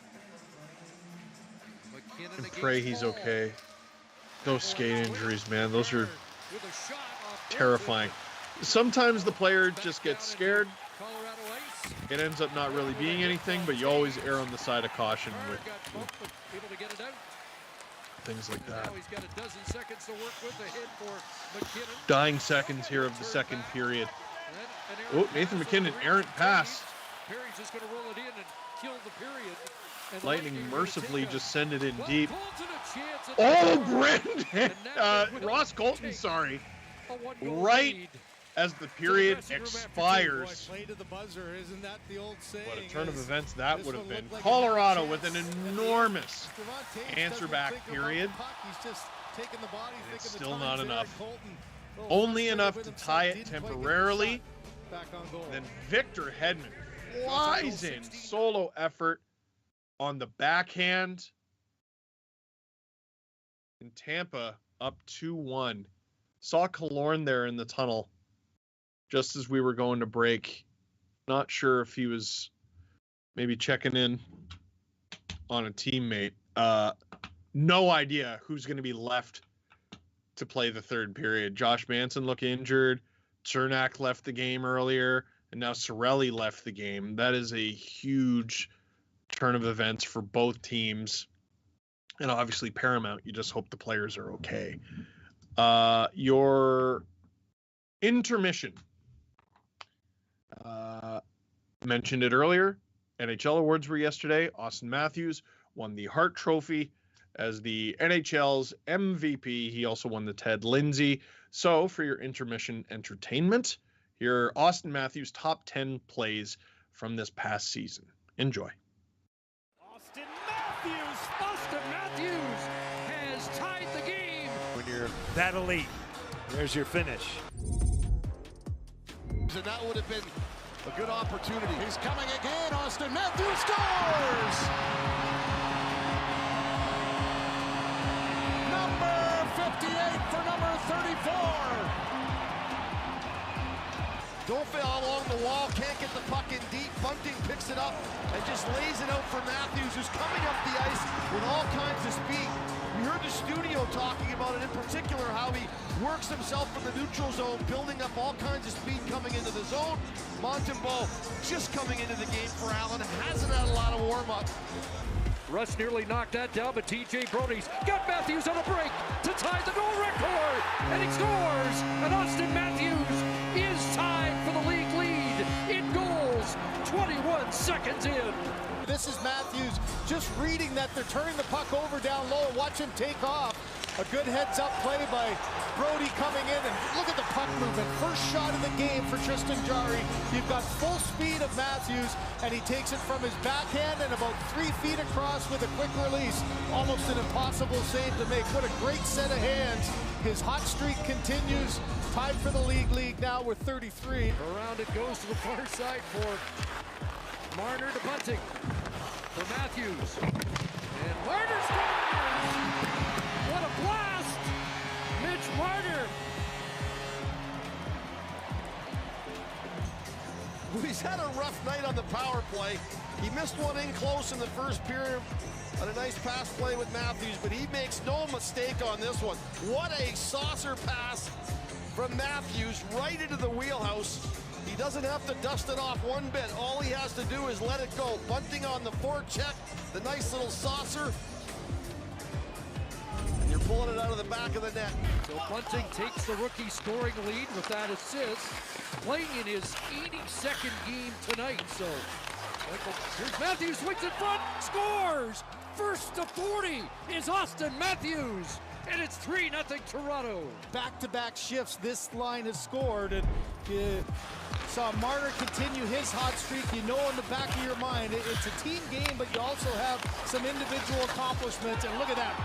The quick feet, the fast hands, and right off the post and out. Merzlikins tries to get to the short side, so what does Matthews do? Takes it a little further out. Just a little adjustment at the end, getting it out a little higher to the top of the blue.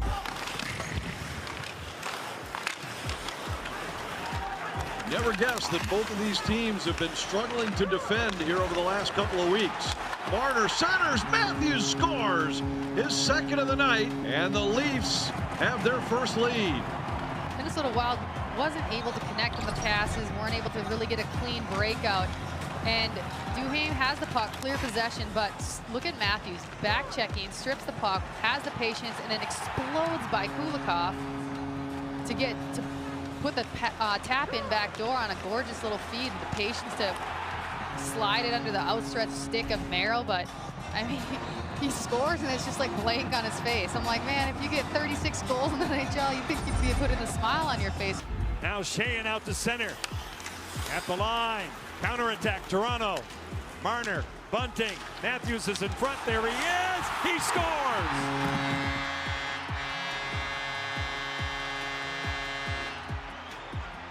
Austin Matthews has tied it.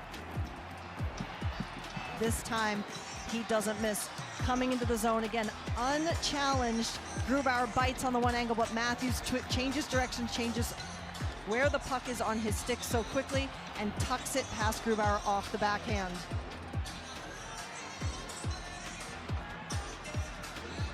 Great pass by Michael Bunting.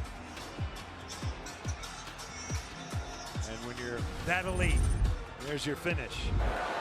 Bear back to get it, acquired in a trade for Warren Foegele. Here's Matthews to the attack, wraparound, scores! There's number 200 and number 1 of the year for Austin Matthews. What a moment there for Austin Matthews. You saw the career milestone against his old buddy, but there's the forecheck that creates a bad pass. Nice job of Matthews supporting, Bunting with the little support pass as well. And you know, how many times has Freddie Anderson seen that from Matthews in practice? And you know, coming in, the big question was who had the advantage? Was it the shooter or the goaltender there? The early one goes to number 34. His 200th, a big one here. And a one-timer by Nylander, and that nearly gave Sider a shave in front. Kept in by Matthews. Here it is, scores! There's a new member of the 60-goal club. And Austin Matthews is the first Leaf ever to go 0 to 60 in a single season. Out high, all kinds of time. He keeps the play in, almost offside, right down the main street. We saw that earlier. He tried to go 5-hole, wasn't able. And you've seen this so many times. His 16th power play goal ends up being the historic number 60. I'm shooting it tonight. And for the first time in a decade, the NHL has a 60-goal man. Bunting over the line, trying to get around teams. Michael Bunting playing in his 50th NHL game tonight. Centered in front, Austin Matthews, beauty, and it's 3-0. And Austin Matthews in tight, showing some great hands there. No stash, no problem for Matthews. He stays hot, 4th game in a row. But it's Michael Bunting who makes this possible. Just an excellent job getting in on the forecheck. Jumper by Devon Taves, get in there, keep it alive. You know you got support on the other side. Marner thinks everybody's going out to the point. Instead, Matthews left in alone. If you look at a guy on the ice that you have to be focused on, nobody focuses on Matthews, and how about those hands? Just a little bit of a stick handle in front made it look like he was going to go to the backhand, pulled it to the forehand and up and over. And his hot streak continues. 4 goals in 4 games, 11 on the season. Well, that's another goal from that crease area.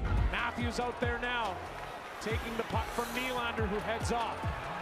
Marner joins Matthews. He's on the attack, driven to the net. Matthews scores! The overtime winner for number 34. His 56th of the season, and the Toronto Maple Leafs win. Final score, 4-3 here in Dallas.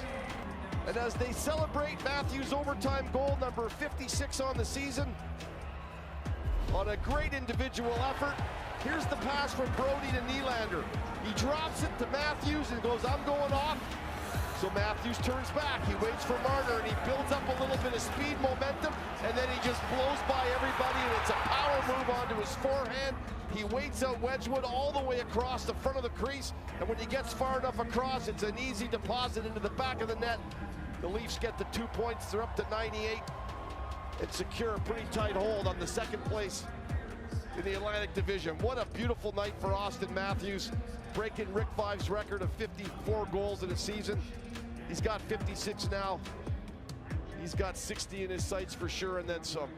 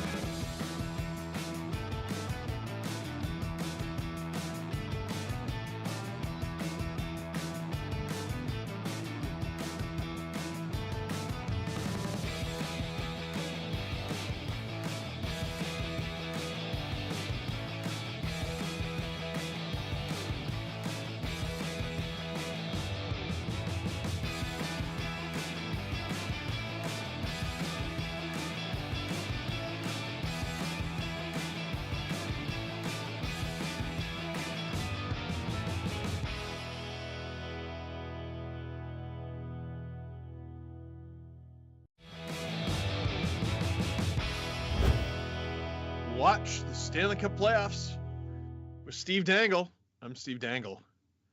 Click like, click subscribe, tell all your friends. There's a lot to pay attention to, and I'm sure we'll get an update soon. No word on Eric Cernak, no word on Anthony Cirelli, no word on Josh Manson. Unbelievable amount going on. All you need to know for certain heading into the 3rd, Tampa has a 2-1 lead at home. Heading into the 3rd period, Vasilevsky in net in the playoffs, the Stanley Cup final no less. That is typically the kiss of death. It's the biggest period of the season for any team. Colorado wins, 3-1 series lead. You have a chance to win the cup at home in a couple days. Tampa wins. It's tied, and it's a best of 3. And yes, Colorado has home ice advantage for the best of 3. But Tampa, I've said this for a couple months now, Tampa doesn't win best of 7s. They win best of 3s. They are good, maybe even great. The first 4 games of most series. Just ask the Florida Panthers. Tampa is capable of the sweep. But when it gets to 5, 6, 7, sorry. If you don't have the 3-1 lead, you're dead.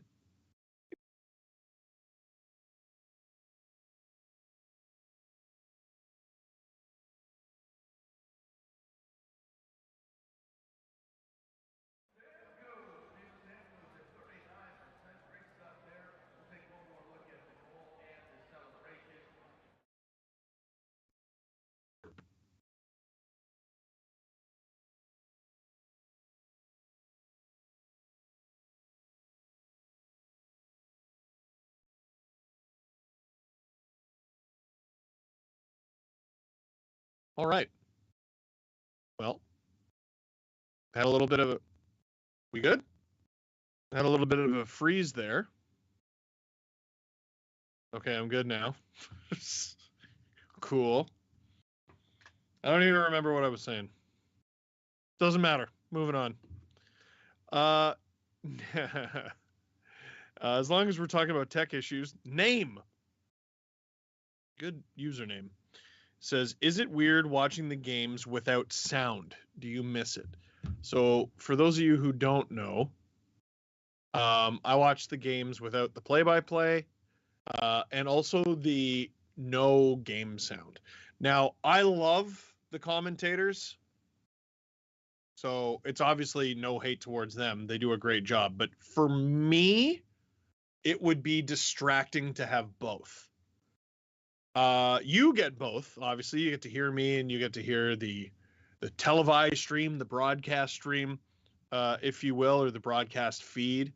I think it would be distracting for me. The one thing I wish I could have going into next season is I would like the arena noise.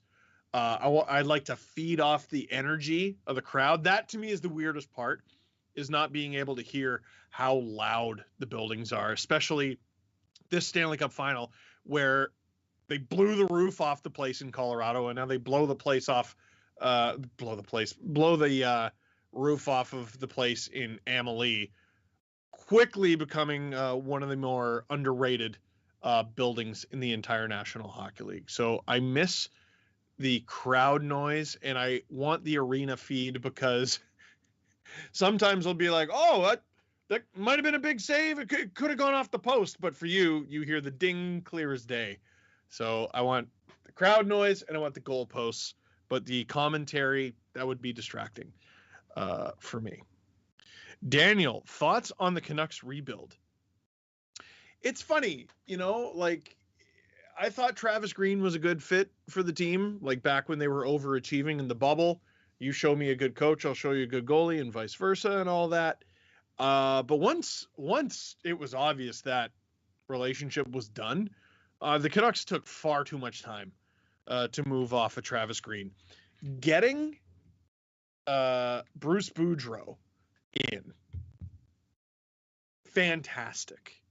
And now that there's a new GM at the helm, new staff, they can tinker. I'm glad the Canucks did not blow it up.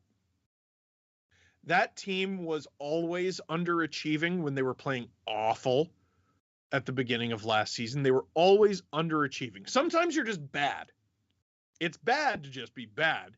It's okay to be underachieving, because at very least you have good parts. So people are looking at the Canucks going, well, this player's good, this player's good, this player's good. We could get a haul for them in a trade.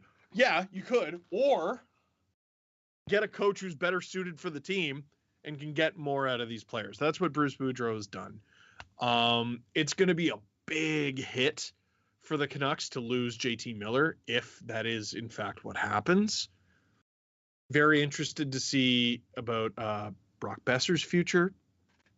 They moved on from Travis Hammonick's contract. I think it's going well so far. I would bet money on Elias Pettersson having a much better season. Nils Höglander, really like that player. I think he's got more to give. Quinn Hughes has more to give. Todd Colson is going to take another step. It's an exciting team. It's a really exciting team. So I think things are going well. You know, a rebuild like the Coyotes, like, you know, they got all these picks and they could draft well this year. It does nothing for them next year. And they have like no one signed. That's not a rebuild. That is a rebuild is like you're taking the bricks and stacking them up, and Arizona is like making the bricks. Still, they have to actually like manufacture and mold the bricks. Whereas most teams are at very least like, here's a player who can play in your lineup right now. Here's a player who can play in your lineup next year. Arizona is going to have this amazing system of guys who you're not going to see for years. The only good part about it for fans is I think a lot of players are going to get opportunities with the Coyotes. Wow. A lot of players are going to get opportunities who you wouldn't usually see. I'm looking for Liam Kirk, the first ever British-born and trained player to be drafted. Thank you to producer Rob. Cernak and Cirelli have returned for the third. Cirelli is on the ice, so we know he's playing. Cernak, we'll see if he's just on the bench for morale, which Tampa has done several times. They did it with Steven Stamkos famously in the bubble. They did it with Braden Point in Game 7 in the first round. Josh Manson, I imagine, is back for the Avalanche as well, but he had that one shift where he was not looking comfortable at all. Colorado, 19 and a half minutes to tie it. We might want to get rid of that thing there, Vazzy.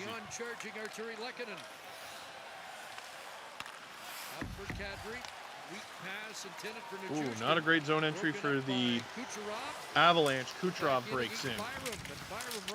Oh! A couple Avs colliding there. Kachushkin gets it to Landeskog. He'll carry it in, turn back. Whammo from the point, but the Lightning block it. Oh, I thought it was out of play. It turns out not. Erik Johnson puts it on.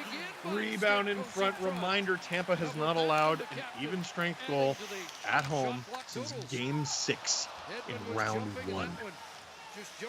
Goofy, silly goofy, ridiculous. Doesn't make sense. How dare you even have a stat line like that? You're crazy. That's silly. That's silly. It's silly. It's wild. It's goofy. It's a bunch of other words.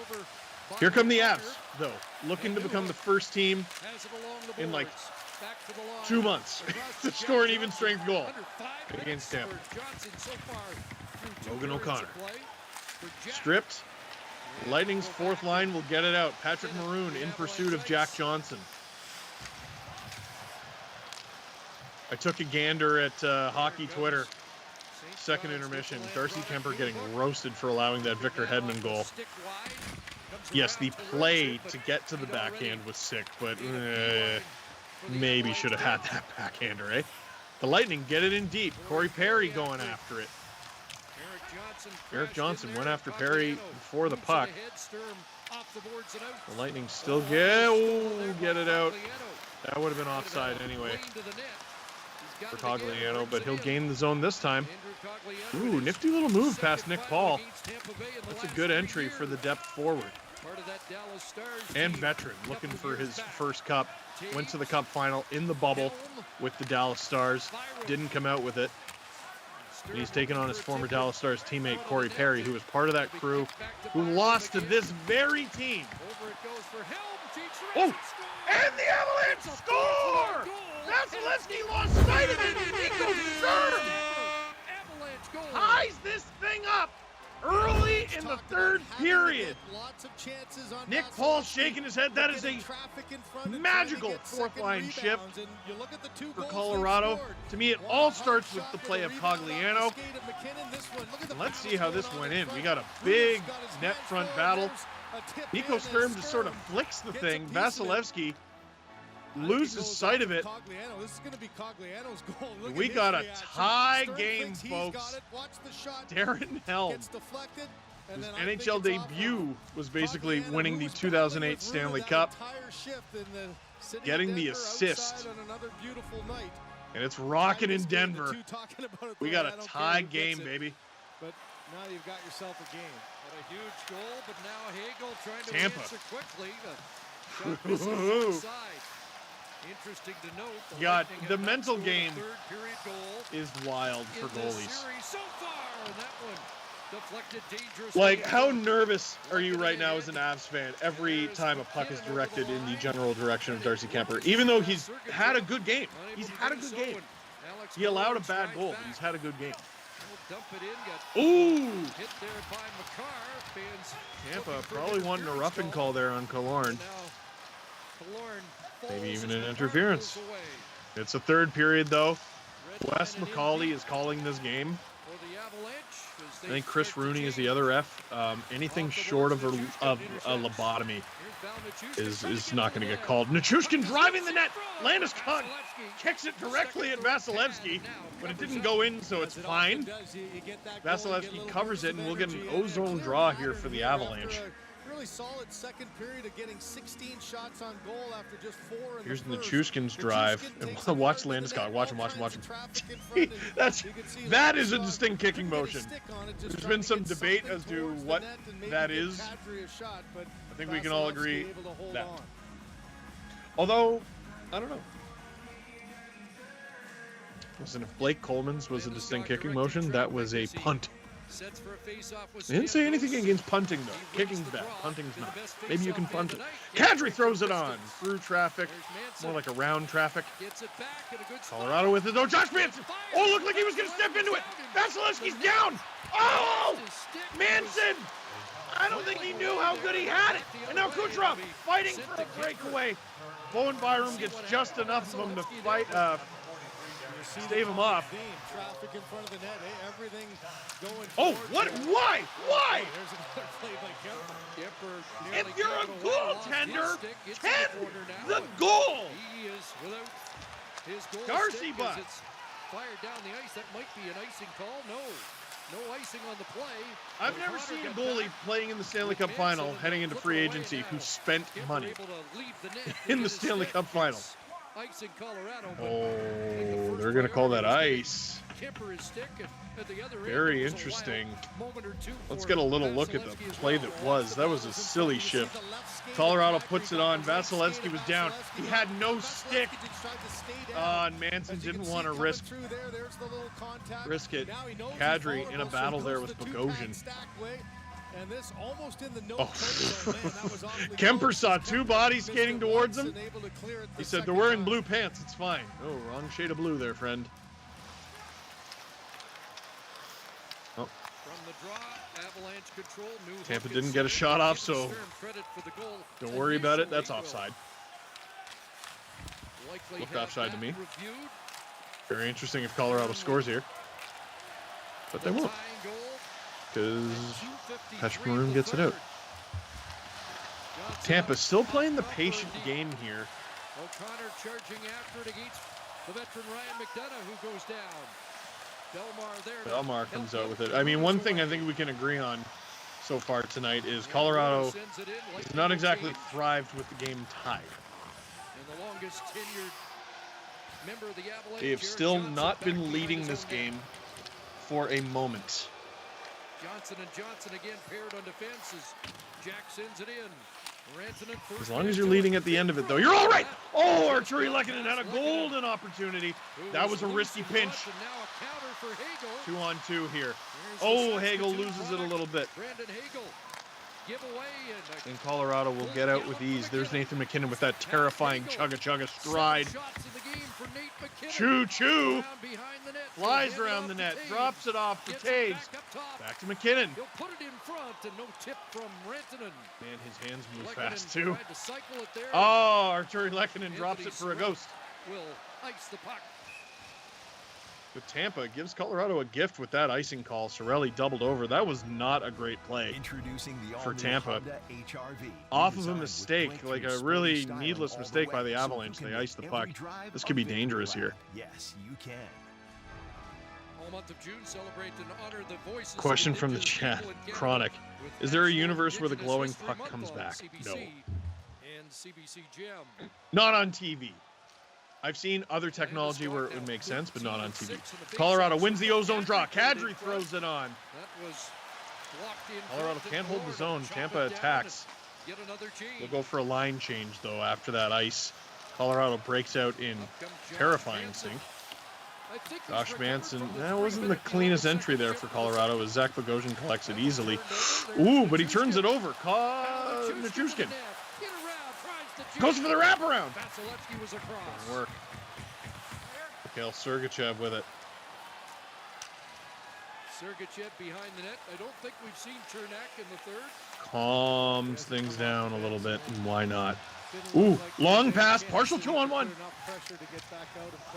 A lot got behind the Colorado defense there. That could have been dangerous. Kadri redirects for Landeskog. It'll roll deep. Past 7 minutes. Sergachev calming it down behind the Tampa net again. Casual. Avalanche with 3 third-period goals in the series. Colorado, after getting dummied in the shot category, really catching up. And Cale Makar.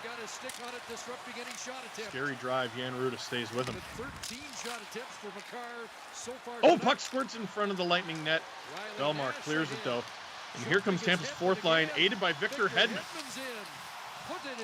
Oh! Pads of Kemper, who holds Puck on. in Kemper's equipment, and I don't think he knew where that was at all. Norris Trophy finalists, the winner. Hedman not afraid to jump in the rush. We got a tie game here Just got a piece of the puck. in Tampa. Watch the Stanley Cup playoffs with Steve Dangle. I'm Steve Dangle. Click like, click subscribe. Tell all your friends. We will be right back.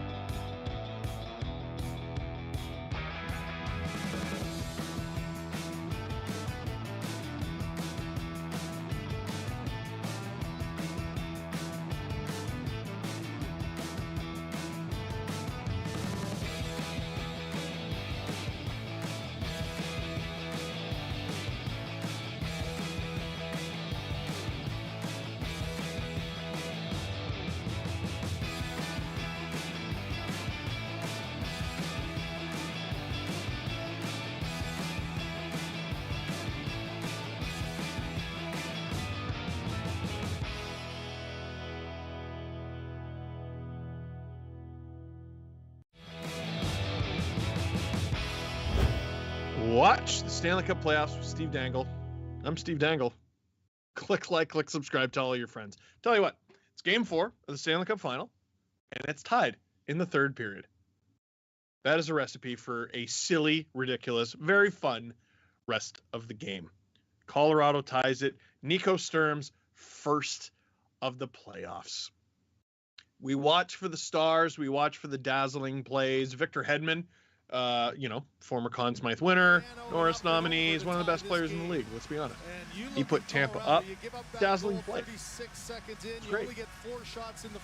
How is anyone going to beat Andrei Vasilevsky? No one's able to do it. And it's Nico Sturm. His first of the playoffs, and I believe the first even strength goal against Tampa since Game 6 of the first round against the Leafs. Kucherov, his pass is picked off, and there's Nico Sturm. Art Ross himself. Cogliano flying in. Puts it into the breadbasket of Vasilevsky, but it's a no-zone draw for the Avalanche. John Cooper was saying, So if you're the fourth line, that's called a good shift. make mistakes now. Well, here's one that almost Hedman's been up on the play Starting the so D often zone, and being able to cut off trade the it, but that pass, gets picked get a off. decent little And chance. Good job of Kucherov coming back. He Change. was there if there was a rebound. That is a good fourth line You know, shift. you're down 2-0 in a series. Takes away your ability to make too many mistakes. Tampa looking to keep tight here in the third. Top line on the ice for Colorado. McKinnon As it go off Sergachev and up throws it onto the on netting. up and out of play. There's a souvenir for you. Mirroring a player, Sergachev, as soon as that puck Game crossed 4 and is McKinnon got always it, he's the like, I know my wildest guy. game I'm in the just not series gonna let him get any ice. in terms of And as we've seen so often, trailed him wait. all the way up high Just and wait. ends up getting another stick and another block to not Think allow of the a shot to get difference through. in makeup. Colorado 7 goes back shots home for 3-1. McKinnon The cup is in the 11 building. Attempts, Or and he'll get Tampa away. ties it 2-2, and I think you'd be hard-pressed to find a hockey fan that wouldn't call them the favorite. If Tampa ties this thing, they're the favorite, right?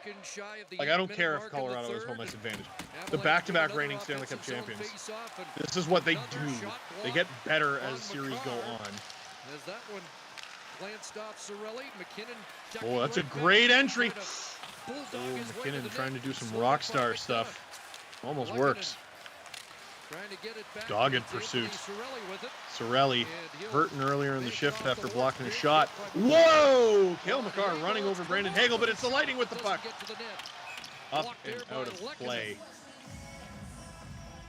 Boy, the blocks are just coming fast and furious on both ends. I already said it's it. Playoff hockey, it's Stanley Cup But again, we have two very experienced officials. So good at getting it through. That Ooh, one right tough off the lower for shin Cirelli. We have two very Cirelli, experienced then back the officials other in, way. I There's think it's another Chris one. Rooney and goes down. Wes McCauley. In a pretty good spot there, coming across the middle, a dangerous shot, and Lehkonen makes sure nothing gets through. Experienced to means Darcy they're Kemper. not going to call anything. So Steven Stamkos it's going to have to be really, really obvious. Ooh, you don't want too many of those coming at your net if you're Colorado. A second delay there from Kucherov to just High. make sure he got that one loaded on the back foot, and boy, he let it rip. Doesn't catch. As for Nichushkin, Threw it to Valerie Nichushkin, who comes wasn't up with it to expecting Eric it. Johnson, and But here comes Eric Johnson. It's Stamkos, deflected. that's his Oh, third shot block man. of the period, and he's Tampa on the just limp keeps now. blocking Another shots, lightning and it shot just block, looks like agony. and another ice bag will be necessary Agony. tonight. Look at the chat. Kucherov having a little Kucherov discussion with having Bo and a few Byram. words. Watch just You the don't want to extra open that delay. door. Kucherov Kucherov's grabs it, makes sure he a settles mean it player. down, and then gets It was him with that loaded shot. hard, and Oh, perfectly off the placed crossbar. up You just see? a smidge What was I too talking high. about at intermission? I didn't know Clean that hit in the glove, crossbar. and that one for You probably Steven heard it clear as Stamkos, day. not even really, well, he did try to jump into that lane Oh. there, and it got him right on the right ankle. Colorado. One thing I didn't again, like nothing about getting Colorado through in to Game Vasilevsky. 3 is they were aiming Fourth of the night, 27 now for the Lightning in the all their shots low. But they were clean looks on Vasilevsky. They're still aiming them low and taking out the feet of the Tampa Bay Lightning. By the way, producer Rob, thank you. It's Kelly Sutherland and Wes McCauley as the officials. My apologies. I saw someone tweet Chris Rooney, and that's not Kelly Sutherland. Doesn't sound like Kelly Sutherland. Doesn't look like Kelly Sutherland when you write it. Download the BetMGM So Kelly apps Sutherland today and tap into the and nonstop Wes action in casino McCauley. and sports. Another great reminder is Well, you know. just the value that a face-off has. Tampa And a defensive zone face-off, 8-1 you home saw record in the directions 2022 from the playoffs, coach. It's not outscoring always the opponents case, but games are 35 to won and lost on 18. those little moments Once and again, executing exactly what you that want loss off at of the home, face-off play. first round, run. after coming off nearly scoring No one's done it off since. the crossbar on a Face-off offensive play. zone I'm not saying that face-off to play gas at up the Leafs. other end. There's nothing to gas them up Couldn't about. find They it. lost in the first round Was able again. to locate it and chop it away from Killorn. It's to talk about how ridiculous the Tampa Bay Lightning are, particularly in this building. Slides back out to center. Well, after a blowout win by Colorado, 10 and a half to go in the third, almost halfway through this period, and it's tied. I think we're getting the game for everybody expected and hoped for. Down to the wire tonight. Here's Kadri. Has him Kadri. Working his way in, and Good hustle. Good shot. Got his own rebound. He'll play it back to the line for Taves. Not bad for a guy with a busted thumb, huh? Went wide. That was probably his best shot of the game. Was screened on the play. Tries to get it deep. The shot off target, kept in by Kadri. They hold the line. That's onside. Kadri chops at it. Unable to get man, if that got through. Tampa turns it up the other way, though. This could be dangerous. Good move from Palat. Can't quite get around everybody. Stamkos on Makar. Oh, Palat had Kucherov there. They were facing the wrong direction. Nichushkin will clear the Av zone. Kadri, he's been out there a while. He'll need a change. Kemper plays it. Kel Makar with it. Pursued by Kucherov. Woo, that was dangerous. Imagine being that confident. That's Nikita Kucherov. I'm just going to skate. It's all good. Comfer with it. In front, Alex Newhook was loose, and they couldn't get him the puck. Off the bench came Lightning chase back into their own zone. Vasilevsky. I don't know if that was a hesitation or a fake. Nick Paul, he's in behind. In behind the net, ball hit by Jack Johnson. Avs avoid danger there. Hasn't scored in 4 after he had 5. JT Compher dumps it in for JT Compher, but the Lightning come out with it. Chances in game 3. Oh, Corey Perry, whip! Fires it right on Darcy Kemper. Did it stay in play? Yes, it did. And we'll continue. The Lightning bat it down. Avs will have to try again. And it works. Oh, does it? Darren Helm. Oh, he had Cogliano with him. He couldn't get it to him, and then Cogliano blows a tire, so the Lightning head the other way. Here comes Belmar. He's had a great game. Nico Sturm chasing him down. Wide open for McDonough. Gloved by Kemper. The pressure of a tied game. It's funny, I was just thinking, I haven't seen very much of Corey Perry in this game. And then he fires a bomb on net at Darcy Kemper. Patrick Maroon has a bloodlust for Josh Manson. Those guys hate each other. 4 games in this series. If you're Tampa, you take that trade all day. I doubt we get a call out of all that. Nick Paul to Corey Perry. Not to the back of the net as Darcy Kemper gets his shoulder on it. Watch the Stanley Cup playoffs with Steve Dangle. I'm Steve Dangle. Click like, click subscribe. Tell all your friends that we will be right back with a tied game.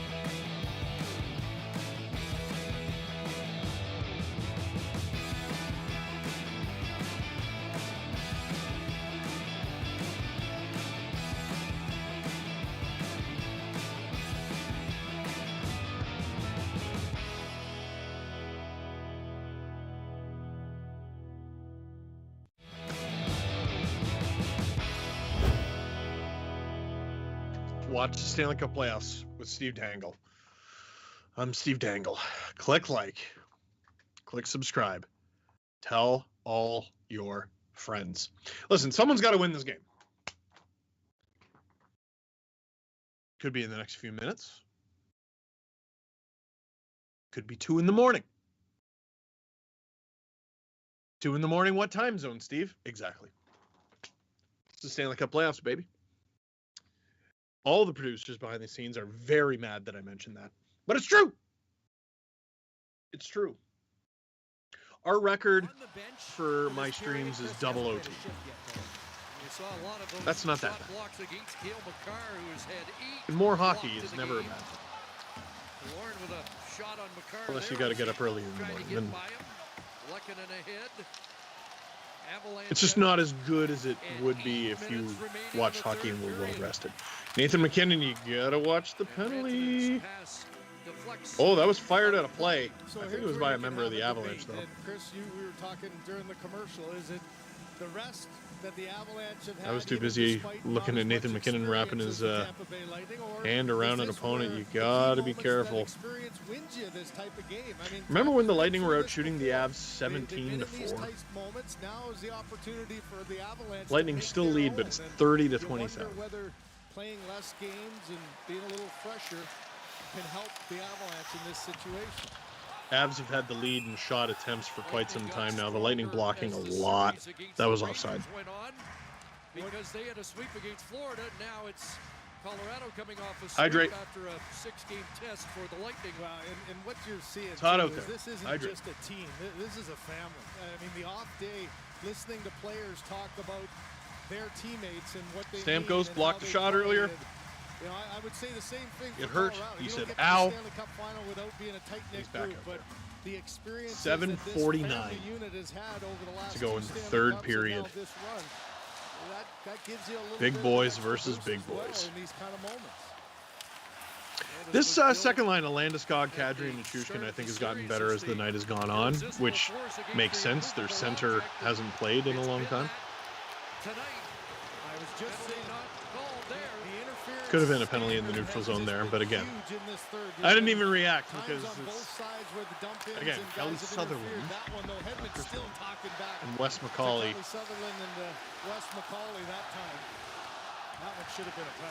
Anything short of a lobotomy ain't getting called.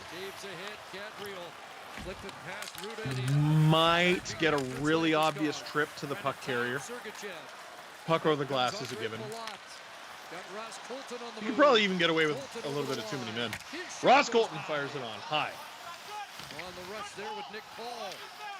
There's been some rush goals for Kadri getting grinded in there by Ross Colton. Well, those two were made for each other. Playoff hockey. Oh, Mikhail Sergachev! Great move there. Fires it on, but not on target. That was a sneaky little move at the point there by Sergachev. Yeah, that's a penalty, man. That's a penalty. Here's the reaction as Victor Hedman not happy about that, and he's right. He's absolutely right. That's a trap. Edmonds been a force back in Tampa Bay. Don Cooper not thrilled either. Well, Said, "Come on, boys." Player, this is where it can get That's why you pay him the big bucks. Okay, that's the standard. And as I said, I'm sure the Lightning were sitting there and they're like, you know what? He's right. Stood up guys. Come on, boys. That would be a call. And come on, boys. Now you just assume that the come on, boys. You can do it. Off there by Kemper after a face-off win by Andy Brandon clapped. Dangle, taking them Come on, toward boys. Anthony Cirelli here in the third. Cirelli after it along the boards with JT Comfort. Here's Killorn coming off the boards in front. Oh, the Lightning. Good stick there by An opportunity Eric in front. Johnson. That's a hold. McKinnon out, and he'll They're not dump it calling down nothing the in ice. either direction. Around it comes out of the reach of Comfort. Killorn ahead. What'd I tell you? Hagel for Cirelli, who was unable to take the pass. McKinnon with off it. his skate, and Oh, chugga, chugga, chugga. Here we go. This train's express. Bontays drops it for Nichushkin. Shot that just missed the target. Josh Manson will send it back in. Vasilevsky plays it And away. this is the Avs' former top line out on the ice together. Trying to get it to Nichushkin. Nichushkin cut off there by Jan Ruda. That's a good play.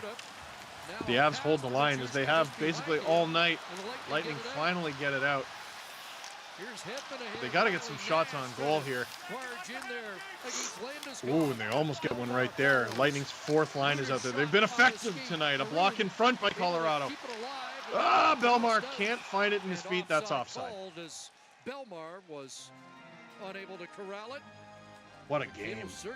What a game. Watch the Stanley Cup playoffs with Steve Dangle. I'm Steve Dangle, and that's a save.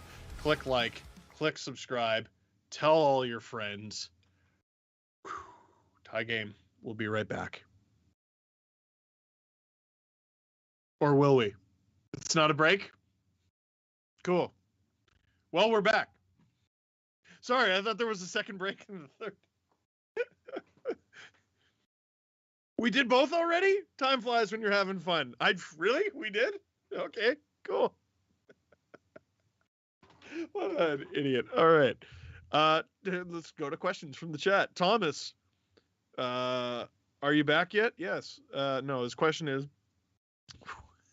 I feel so stupid. Will the Jets become a contender if they hire Trotz? That's a really interesting question because we talked about underachieving teams earlier. The Jets underachieved. They weren't as bad as they played. They weren't as bad as they finished in the standings. They have a couple real flaws, though. And that is that Blake Wheeler and Mark Scheifele, their offensive talent versus defensive effort ratio is one of the biggest discrepancies in the whole league. Neither of those guys skates when the puck is on their side of the red line. Like it's awful. Barry Trotz will not tolerate that crap. Will not. So what happens? Does one or both of them get moved if Barry Trotz is the coach, or do they conform to the system and figure it out? Because if you play for a Barry Trotz team, you can be sure of two things. One, you're not going to score as much. Two, you're going to win more. So are they an instant contender? They have playoff experience, and that'll help. Barry Trotz knows how to win. That'll help. Barry Trotz will be given Connor Hellebuck. That'll help.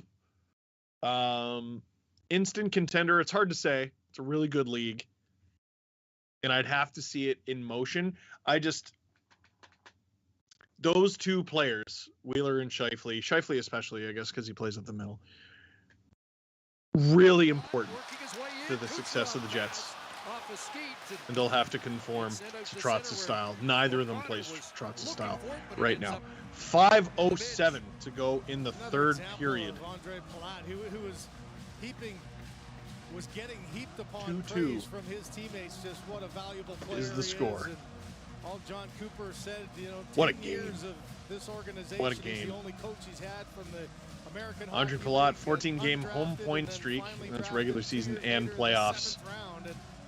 So if you're looking for winners, game winners, either in the next 5 minutes and 7 seconds or overtime, Palat's that's not a bad one. Cale Makar might have something to say about that, though. Von Taves rushing it up. Colorado got him for 2 second-round picks. Peace. Oh, boy. No one going after the puck there. Cale Makar. Oh. Hard turn on Cirelli. Look at Makar go. But he turns it over, and now he'll have to hustle back. Oh, boy, he'll really have to hustle back. Here come the Lightning. The pass gets through. Oh. Alex Killord with a glorious opportunity there. Nathan McKinnon having to cover for Cale Makar. That was a very risky play this late in the game. And I think Jared Bednar might mention it on the bench. Nazem Kadri! Is that going to be a trip? No, it is not. He wants it. Wow, he had the puck in open ice and fell down. Was he helped on the fall down? I'm not sure. I'll have to see the replay. So there's the whistles are put away. There's another one that. Let them play doesn't make as much sense when players aren't allowed to play because they're tripped. Stamkos line back out as Ruda sends it in and gives chase. Sent around by Manson. Lightning. Ripped off the stick of Nichushkin. Looking for a little ozone time here, and they hold the line. Jan Ruda puts it on, blocked by Landeskog. Jan Ruda puts it on again. Gloved by Kemper. Kucherov, and man, everyone hates Josh Manson. Let's get another look at what happened here. Nope, this is the 2-on-1. Nathan McKinnon does his best to hustle back. You know that Hagel's going to the outside. And Saw Hagel leave them. That's a great, quick turnover, decision and there. Right on the skates, down he goes as Kadri's tripped there. He's not trying to draw a call. He's got an open shot at the net. He's not going to dive and try to draw a call. Oh, that's brutal. Like I said, they might call something like a trip that's obvious. Come on. Come on.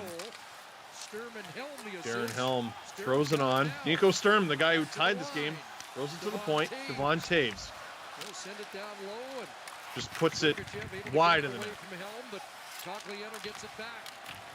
Darren Helm. Oh, that's a dangerous hit from Bogosian. Brutal! Darren Helm stops up. That was his fault that he was sort of awkward, but Bogosian has time to avoid that hit. That's an illegal hit in the National Hockey League. That's a bad hit, man. That's a bad hit from behind into the boards.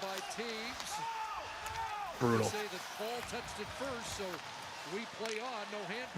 Under 3 minutes to go here.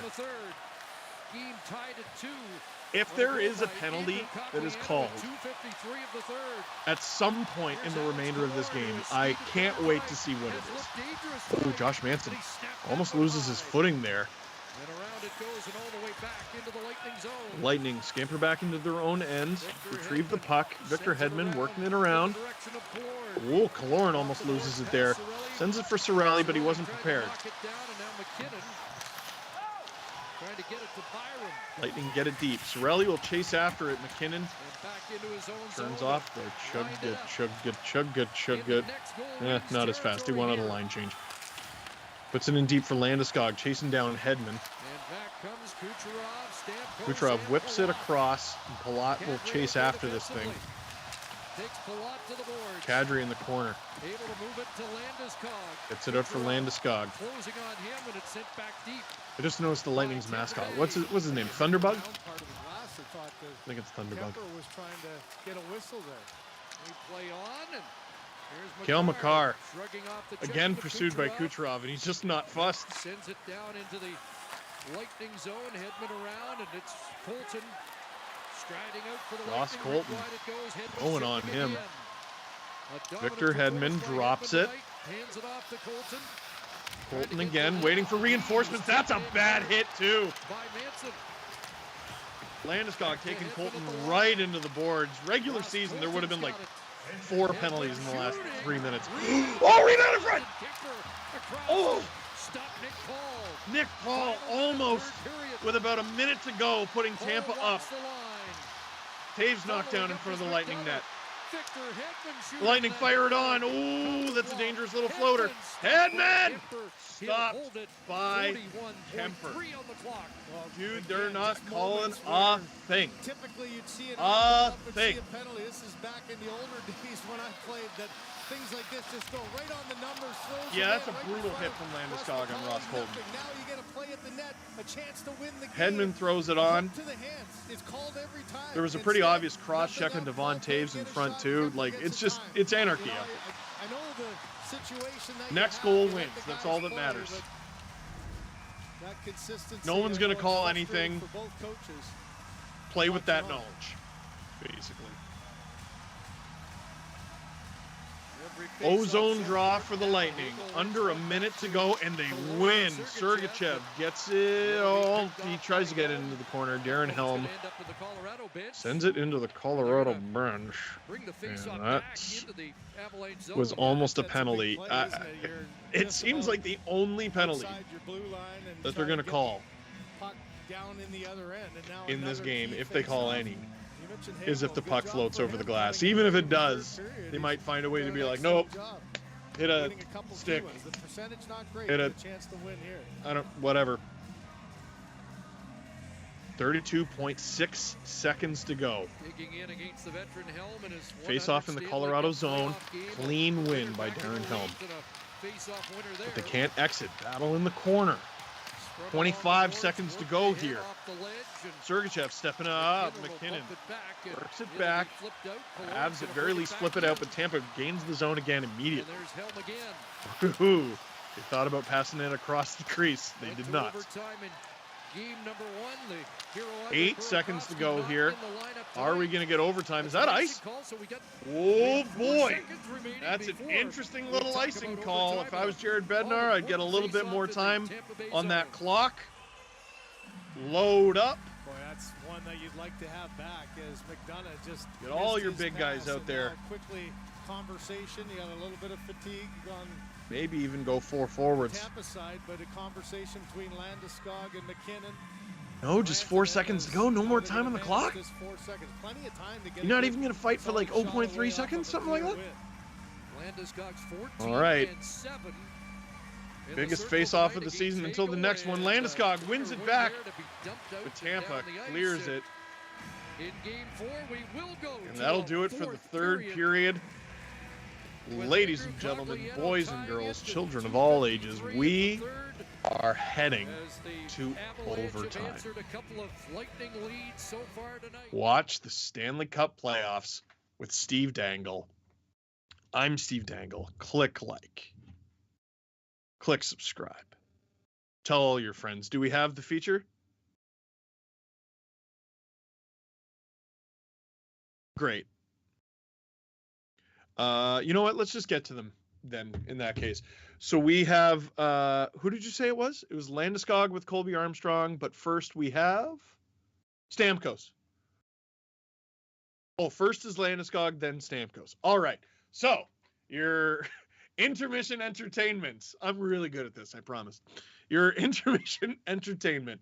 Colby Armstrong talking to Gabriel Landeskog, the captain of the Colorado Avalanche, and Steven Stamkos, the captain of the Tampa Bay Lightning. We will be back after that.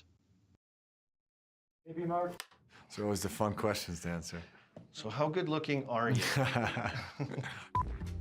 I didn't expect this at all, especially not this early in my career. But at the same time, I mean, I feel like I'm ready for it, and the organization feels like I'm ready for it. So I'm excited. Score! Gabe Landeskog! You've been with Gabe a long time.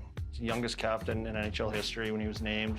Talk about Gabriel Landeskog, the leader, the captain.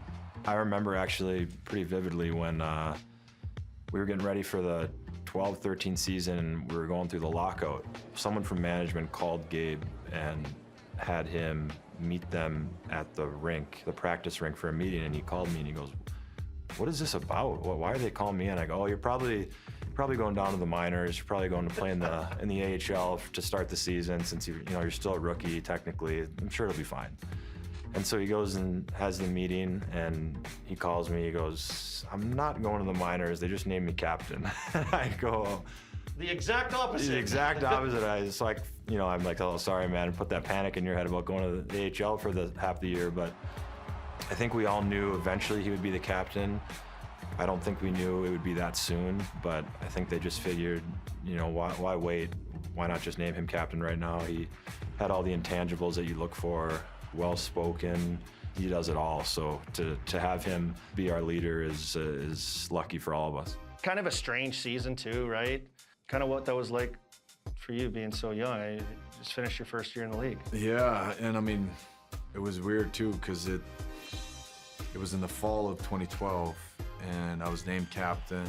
I'm 19 years old, just turned 19, and I got guys that have played 15 years in the league, and I'm holding meetings or telling them, scheduling things, whatever. I thought, in junior, when you wear a C, that's it. You wear it on the ice, and that's it. Now it's off-ice stuff. Now it's team parties. It's bus times. It's travel schedule. It's this and that, and a lot of new things all of a sudden, but guys were great. Score! Gabe Landeskog! How has he evolved as this leader and as a captain here? He's evolved, but he's always been such an amazing person. I think that's why he was named so young. If you're gonna have the C on, you want everyone to respect you and want to be like you. And I want to be like Gabe, and everyone does. Landeskog, you got Nichushkin. Highly competitive guy that leads by example every time he's on the ice, practice games. Keeps it pretty light around the room, but doesn't have to say a lot. But when he speaks, guys are just dialed right in and tuned into what he's saying. I think, the experience that he has and starting as a young captain and the respect he commands in our room is second to none. He does everything so well. I mean, He, especially on the ice, he's such a driving force for us physically and offensively, and then he's so good defensively as well. And then you look at him off the ice, he's an incredible leader and person, and probably the best captain I've ever played for. We've had guys coming in out of here, and I ask them about you, and the stuff they say about you is amazing. Yeah, just while being yourself at the same time. I'm gonna beat them up if they say anything different. They did mention you know how to chuck them pretty good too. Yeah, you kind of have all these great tools, right? How important you are as a player, but they talk about you as a guy a lot, and you know, dealing day to day as a captain off the ice to where you are now and how comfortable you are. Yeah, and I honestly believe that a lot of these things is just comes with experience, and you know, it comes with age. All of a sudden, this fall, I'm turning 30. You know, and you're not the young guy anymore, and all of a sudden it becomes easier, and your voice kind of carries a little bit different in the room than it maybe does when you're 23. You know, in hockey, it's never just one guy. From them a little, yeah, right? you're always taking a little bit from each guy, and you're always they're all kind of soundboards in their own ways, and you can bounce ideas off of them, or you hand off certain things to them because you don't want to be the only guy making decisions and stuff like that. And I think that's something you got to get comfortable with too. You know, and obviously EJ and Nate, they've been two pillars that have been here for the last at least 9 years. When's your birthday?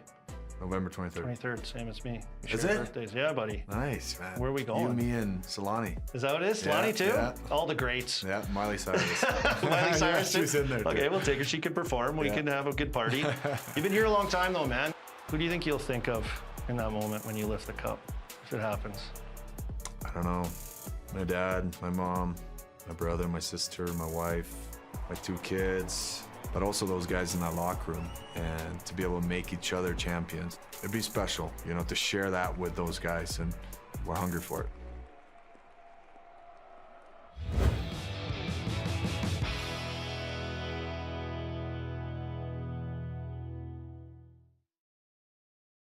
How you feeling, buddy? Good.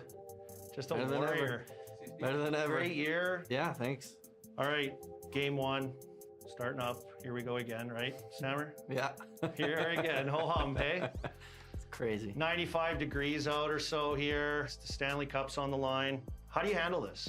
You know what? We fall back on the experience that we've had the past couple of years. I think that's what we've done all year. Obviously, we brought in some amazing players, so there's motivation in that. We want them to feel what we have the past couple of years, but we've certainly been in this position before. We know what to expect. There's a lot that comes with being in the finals, and it's great for our game. But come, you know, tonight it's game on, and we got to be ready for the toughest test yet. And it's not going to be easy, but you know, we'll be as ready as we can be. The captain scores. It's Stammer time. So I'm looking back and I'm looking at your career. I played world championships with you. You're just a little baby then. Time flies. It does. So we're here for your 3rd. You know, along the steps of the way, obviously high pick, expectations, and it hasn't been always easy. Like you've had injuries, you've missed out on some big things. So the 3rd time here, like looking at this, where you've come from. Yeah, some of the things. 4th time actually. 4th time. So some of the things that you've overcome also along the way has been difficult to be here. Yeah, you know what? It's been tough, like you said. Not everyone understands what goes on behind the scenes. You know, you've played and had some injuries. It's tough. You know, the physical side is one thing, the mental side. So you look back and that motivates you, right? You know, there's people that don't think you're ever going to get back to the player that you once were, or even close to that. And it just puts things into perspective sometimes. Like, let's just go out and work as hard as I can. Whatever happens, happens. I look back and it motivates me. And the people that have helped me get to where I am, that have been there, you know, every step of the way, you appreciate those people even more. And you appreciate runs like we're on right now even more, because it really is so rare. I mean, there's guys that have played 20 years that have never got a chance to play in the finals. I mean, it's just, what we're doing it's not normal, but it's something that has been a combination of extremely hard work, a little bit of luck, I'm sure, along the way, but just perseverance. And that's something that I'm certainly proud of in myself. Stammer, take this draw. We had talked to Coop. He's like, I watch this, it's like watching your kid grow up, What's that evolution for you like? Has it been hard with Coop sometimes through it where, you expect different things? For sure. I mean, Coop and I have been together for so long now. I mean, it's not just, best buddies, roses every day. I mean, it's the relationship you have between a head coach and a player, especially the captain. It's a partnership based on respect. And for me, it's really, I've tried to do whatever it takes to help our team win. And of course, I want to be the guy that scores the goals and makes the plays. And I believe I still am. But you realize as you mature as a player that you can impact games by not doing that as well. Everyone wants to go and score the goals. Everyone wants to be a cooch. You know, not everyone is, and you can still have an impact of a game by playing a sound defensive game or having a big block shot or taking a hit to make a play. We've seen you blocking, buddy. Or You're face, off the ice and or back. A face-off. I mean, it's just whatever it takes to win, and you're naive to that as a young guy coming in the league. I mean, you want to score the goals and be on the highlights. It's just, you don't know how hard it is to win because you've never experienced it before. And listen, I'm feeling the best I have in a long time now, and it's been fun. So watching your game, watching the evolution of you as a player, you as a leader, I wrote down some of the Yzerman, Messier, Sakic, in my opinion. With that leadership in your play, in the talk amongst these guys, plus the winning pedigree.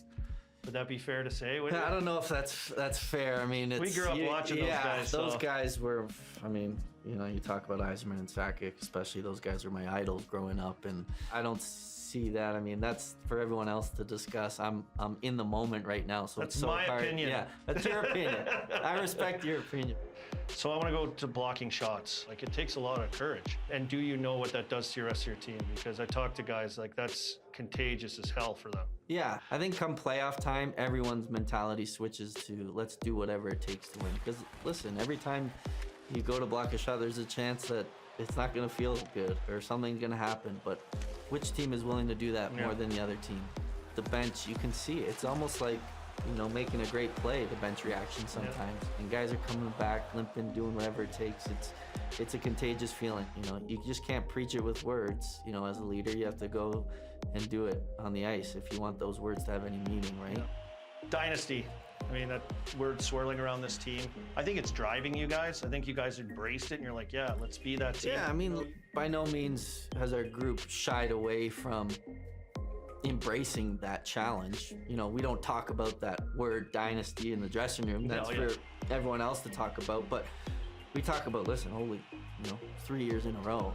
This could arguably have been the toughest, path to get to the Stanley Cup final, and here we are. We have something really special here. Now there's a group over there that is probably at the beginning of something like this, and it's kind of like two titans colliding right now, but let's give it our all and let's try to do something.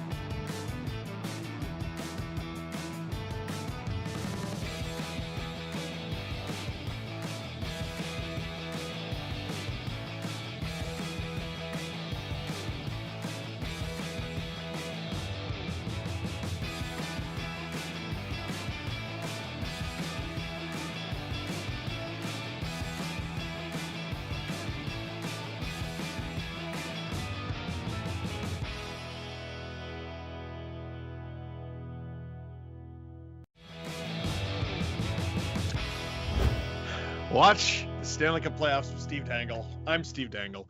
Click like, click subscribe, tell all your friends. Well, before I tell you about what's at stake here, we're heading into overtime. Colorado Avalanche taking on the Tampa Bay Lightning. And behind the scenes, we're all talking like friends, or so I thought. And we're talking about who we think is going to win it in overtime. Pretty standard. Pick one player from each team. There are some hardcores who try to pick one. They say, no, who is going to win it? You got to pick one. And to them, I would say it's not serious, man. No one's going to give you a gold medal. If you just play along, play the game, have fun. So producer Nick, who I thought was a good guy, says for the Tampa Bay Lightning, Ross Colton. And I said, ooh, that's a good pick. It's a good pick. Underrated nose for the net, Ross Colton. And then he goes, and for the Avs, Arturi Lehkonen. I know when I am being made fun of, producer Nick. How dare you? How dare you? And he said, no, it's your redemption arc. You get to call it again. How dare you? I do not like being made fun of, and I like being made fun of just as much as I enjoy being lied to. Anyway,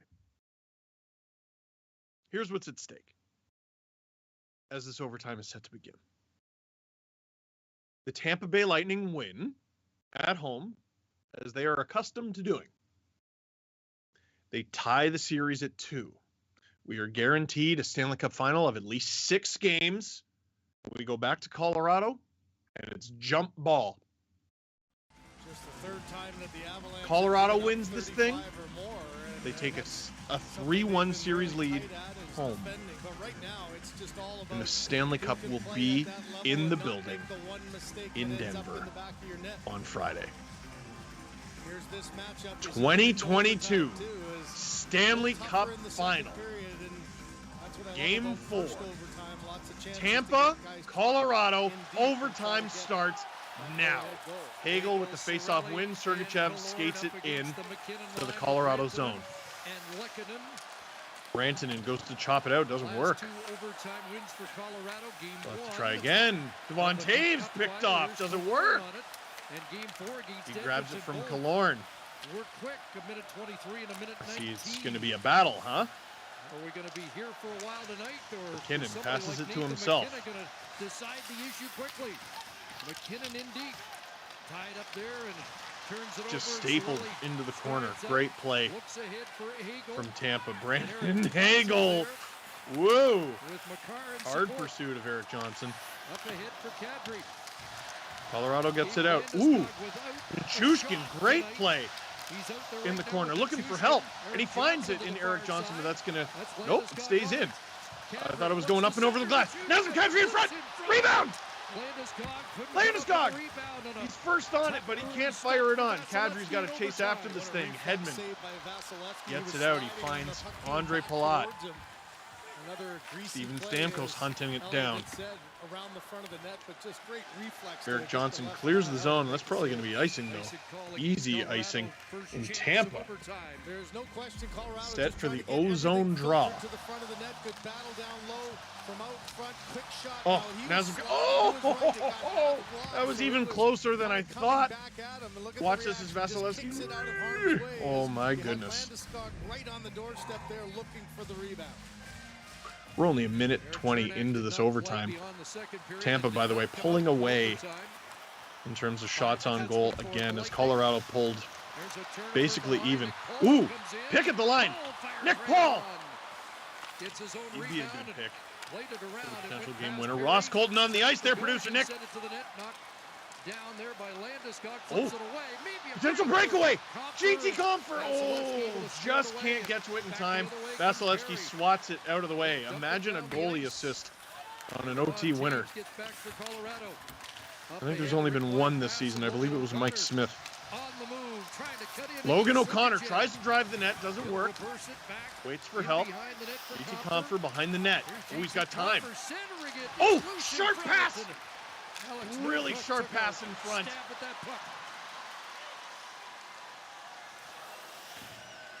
Colorado collects it. Back in for Comfort. Comfort with it at the point. Almost a deflection in front of the net. Avs wanting the interference call on Kucherov. Yeah, I don't think so, guys. I don't think so. Offside they'll call. That's no problem. The chat seems to think the Avalanche are going to win. trying to pass that one through. Yeah, Then Bowen Byram. Paul Oh, God, nightmare. I didn't even realize he lost his stick in the process, and Kemper, eerily similar to the beginning of the game, gets hit in the mask. Vasilevsky, he didn't really come Doesn't pop off this time, and the puck doesn't end up in the back of the net. Compher's breakaway was not a breakaway. Fourth line out there for the Colorado Avalanche, and for the Tampa Bay Lightning, actually. Darren Helm wins. Can he get his second OT winner of these playoffs? By the way, Nico Sturm's goal was not Nico Sturm's goal. It was Andrew Cogliano. Doesn't matter. If you're Colorado, it's tied. Was he wearing an Avs uniform? That'll do. Kellen McCarr throws it on. In traffic stop. Bowen Byram way deep. Tampa gathers the puck. They'll get it deep. Lead feed onto the left side for Rantanen. Oh, Rantanen. Good job to get around Bogosian. In front. Oh, and the Avs almost shovel it in. Is the play not dead? How? Killorn goes after it. Josh Manson handles that with ease. What poise. What a pickup at the trade deadline. Really good pickup for the Avalanche. Devon Taves getting deep in the zone. The Avs D really activated here in this overtime. No time to play conservative. Landeskog with it in the corner. Throws it behind the net. Oh. Kadri wanted that pass in front, and he almost got it from Rantanen. Rantanen chasing down Sergachev. Puck gets behind Cale Makar, and Darcy Kemper is going to cover this up for the D-zone draw there for the Avalanche. Not the worst choice. Nico Sturm doing good work in front there, and almost getting the tip. Cale Makar throws it on, gets a funny bounce. Oh, man. Man! Exactly 4 minutes into this overtime, and I got to tell you, early vibes. I don't think this is going to be a very long one. Don't call me a jinx. Shut up. Ryan McDonough in deep for the Lightning. Byram. He's had a couple precarious plays in this game. He's got to be careful. And the Lightning again. Andre Palat. Always dangerous, especially at home for the Lightning. McDonough wide. Palat finds the rebound. Stamkos behind the net. Stamkos looking for a call, buddy. You're not going to get it. By McCarr, and you heard the reaction. The Avs, again, very least. No reaction from in center. Here comes Valeri Nichushkin. Here's Val Nichushkin. In a play that developed sort of out of nowhere. Kadri fighting for ice, doesn't get it. Stamkos in the Lightning breakout. Long pass for Kucherov, who holds it, and that'll be onside. Colorado fighting for it. Oh, boy. Newhook breaks it out. Stretch pass from Logan O'Connor. Shoots. Stopped by Vasilevsky. What a bad save. What a seeing eye pass. Colorado a 3-1 series lead. From Alex Newhook. Great attempt from Logan O'Connor. But that is Andre Vasilevsky. Goes into the telephone booth, puts on his cape, and saves the day for the Tampa Bay Lightning. Oh, the rebound too. Makes the first save here. The puck goes off. And that's a slash in the hands all day. They call it any and every regular season game. Maybe in the first round, probably in the first round, maybe in the second round, maybe in the third. They're not calling it right now. Avs throw it on. It's in the corner. They gather their own rebound. Try to get it deep, but Tampa collects it. They'll get it out. A deflection off a leg. Is this ice? It is ice. I think that got partially blocked. Either Killorn or Sorelli coming flying across. Watch, Paul tries to dig down. Nice job of getting it back. There's no way this goes to triple OT. I'm sorry. High tip. There was the reaction. Oh! Off the post. Right into his crest instead. Oh! The mark. Is that the puck mark? There. Oh. Evidence that one whoever's on the camera. Like, what an eye. What an eye. Won 4 games in overtime this year. Ooh, tries to win it to himself. Doesn't quite work. Lightning 1 and Nick Paul Gain center, dumps it. Oh, out of play. The hero that night, not available tonight. Well, Paul just trying to dump that one in, actually hit. Not even 5.5 in. Was on the bench. This is there's ridiculous. Another block shot by even sitting on the bench as he took the brunt of that one. Well, how much life tense moments. One goal here. Elliot was saying, don't you feel this? Face off at center ice. I agree with you. The winner of this. I wouldn't bet on another one of those. Anthony Cirelli behind the net for the Lightning, gets it to the point. Lightning throw it on. Not a bad strategy. Doesn't work though. Rantanen. Avs gain the zone. I think they're offside, and that will be the call. One thing you see in these moments is short shift. Oh man! Especially with the second period change. They all know, okay, if you haven't sent this link to a friend, you're a bad friend. If you're 50-50 puck battle, no remorse saying that, no regrets. You're a bad friend. If you don't send this to your friends. 10-second shift where you're caught out there. Watch the Stanley Cup playoffs with Steve Dangle. I'm Steve Dangle. Click like. Click subscribe, tell all your friends. 14-16 to go in this opening overtime. Might be the only overtime. Only time will tell. Hedman behind the net. Everyone basically had a dance partner there. Playing it back inside the line. Rooted to Hedman. Hedman stretch pass, and it works. Kucherov gets around his man. Oh! Wow! Josh Manson clears it from danger, and here come the Avs. They got numbers here. Valery Nichushkin, he's got a man. Passes! Stopped by Vasilevsky. Going in hard to the boards with Landeskog. Kadri in there fighting with him. How dangerous again is Nichushkin. Tampa. I mean, just took the ice that was given them. Leaves with the puck. Curling run and a little pick play as Stamkos. Stop looking for a call. It's not coming. It's not coming. No matter what jersey you're wearing, it's not coming. Vasilevsky stops that play behind the net, almost turns it over to Cogliano. The Lightning will airmail it as this ice. It is 13-13 to go into period. Yelling abuse at the officials there. Hey, it might work. They might call him. How about Nichushkin just inside his line? The drive deep opens Here's up Nichushkin cutting to the middle. He had Landeskog. Oh boy, he went in hard, but he didn't quit on the play. Oh, Stamkos running right into the official. I didn't even notice that one. Listen, if you're not going to call anything, whatever, just don't run into the team's captain, all right? Oh, McKinnon. Had to be careful not to close his hand on the puck there, as the puck goes out of play. Approaching 7 minutes of extra time. Yeah, there's Corey Perry again, another pretty big night. 14 minutes. He had 17-10 in the last game, but 6:38 of it was on the power play, and much has been made.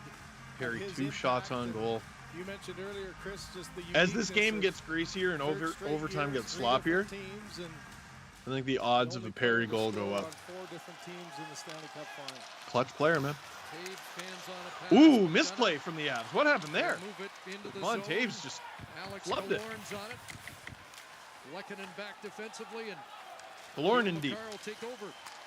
Makar collects it into the feet of Nathan McKinnon, though, and he can't retrieve it.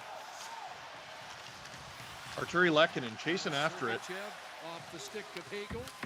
Tampa plays it deep. Darcy Kemper gives it away to Brandon Hagel. Away from Makar. Killorn to the line. Killorn. Shot! Oh! Rebound. Cirelli almost had a second of the game for the game winner. Both teams have had chances to end this thing. Colorado, good flick. Catching Tampa on a bit of a change here. Newhook. Brings it around. Oh, Connor. Massive hit. There's Johnson holds the line. Throws it in front of the Tampa net. No one home. A little too high. There's Kucherov. Trying to hit Cirelli, but he was going to the bench. Tampa again, just clearing the zone. They haven't had much ozone time, but when they do, it's usually a scoring chance. Vasilevsky stops it behind the Tampa net. He's got help, but oh boy, he takes his time there, and he turns it over to Landeskog.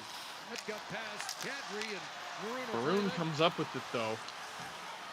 And the best goalie in the world, fortunate to not pay for his misplay. Byram drops it for Nichushkin. In the slot. Throws it in front. Oh my goodness, how did that end the game? How isn't the puck in the back of the Tampa net right now? Byram with it again. Wham! Into the glove of Andrei Vasilevsky. Show me a replay of that right now, or we riot. Making plays. Here's Byram joining. Byram. Reach there. Look at To Nichushkin. Nichushkin. To an area, a little tap Back to Byram. Pass across. Vasilevsky, Oh, and he hit the in crossbar. desperation, just tried to get the glove out, but he was going right to Oh his my right, gosh. Kind of trapped over there. And Oh my gosh. Quick shot by Byram. Joe Sakic. Oh. Off the post and in. Even Joe Sakic thought he was going to bury that. Did you see the octopi-like shape that Vasilevsky turned himself into? How is he still in this game? You're not supposed to be able to bend like that. Oh my goodness. How isn't this game over? Producer Drew in shambles right now. The Lightning break it out. Brandon Hagel. Oh, he had a lane, but Killorn couldn't get it to him. Killorn driving behind the net. Stalked by Taves, and it works. Avalanche break it out. Lehkonen gets it deep. Lehkonen. Let me practice in case he scores. Lehkonen. Almost gets the puck off Hagel. But Hagel still has it. He still has it. He shoots! One former Red Deer Rebel stops another on a dangerous play. First overtime, nearly halfway through. Nathan MacKinnon slowly going through, well, quickly going through all the Tampa Bay Lightning. Puck skips over Cogliano's stick. Rantanen just tries to get it deep. Avs trying to get their fourth line on the ice here. Narrowly avoided too many men call. Josh Manson misses Darren Helm with the pass. Helm will get it deep. Helm holds onto it there. Oh, it's in his feet. What an effort. Tampa comes up with it, though. Off the boards and out. That seems to be the play. Josh Manson attacks again. Little stutter step off the side of the net. Gets his own rebound. Landeskog with Nichushkin. Rink wide, Eric Johnson. Former first overall pick, gloved by Vasilevsky. 9:36 to go here in this opening overtime frame. Byram. He's keen to end this thing early. He gave it away. Tampa almost ends it. New hook. Sent Logan O'Connor for the breakaway. He almost ends it. Which one was this? Oh, off the butt. The Avs have hit the post at least twice in this overtime. Oh, Landeskog's opportunity. Here's Nichushkin to Byram. This one is... I would never sleep again if I was an Avs fan and they lost this series. And Brandon Hagel, that's a great, great opportunity. Stopped by Kemper. Shots now 39-35 in the game. Tampa Bay. Here's your cardio, shot edge everyone. after one period. Shot attempts 85 to 67 for the Colorado Avalanche. Avs out shooting the Lightning 8-3 in this overtime. Avs with more ozone time, over 3 minutes more than the Tampa Bay Lightning. Puck possession, Avs beating them in that category. Avs beating the Lightning in most categories, except shots on goal. Tampa continues to be more efficient with 40. Avs mustering 35.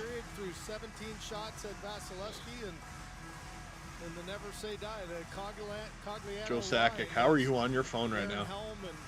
Should I check my phone? Combined for the tying goal. No. The Cars played 34 minutes. Drake asks a great question in the chat. Who is faster, McKinnon or Makar? I assume McKinnon, but I will say if there is a Colorado like skills competition, like a Colorado Avalanche skills competition, I want those guys going head to head. Have them on the ice at the same time, opposite ends of the ice, old school. I want to see that. You could do it at the All-Star game as well, considering both players are probably worthy of making it. Probably should. That's incredible. Face-off in the Tampa zone. Stamkos beats Landeskog. Captain versus captain. Oh, Landeskog missed playing it a little bit. He manages to make up for it, though. Finds an open man. Rantanen out of play. A lot of that little lob pass out of the zone just to alleviate. How's the pitter patter in your chest, everybody? So much pressure, especially Tampa with How's the heart rate? Everyone feeling good? Do you feel differently about this game than you did at the beginning of overtime?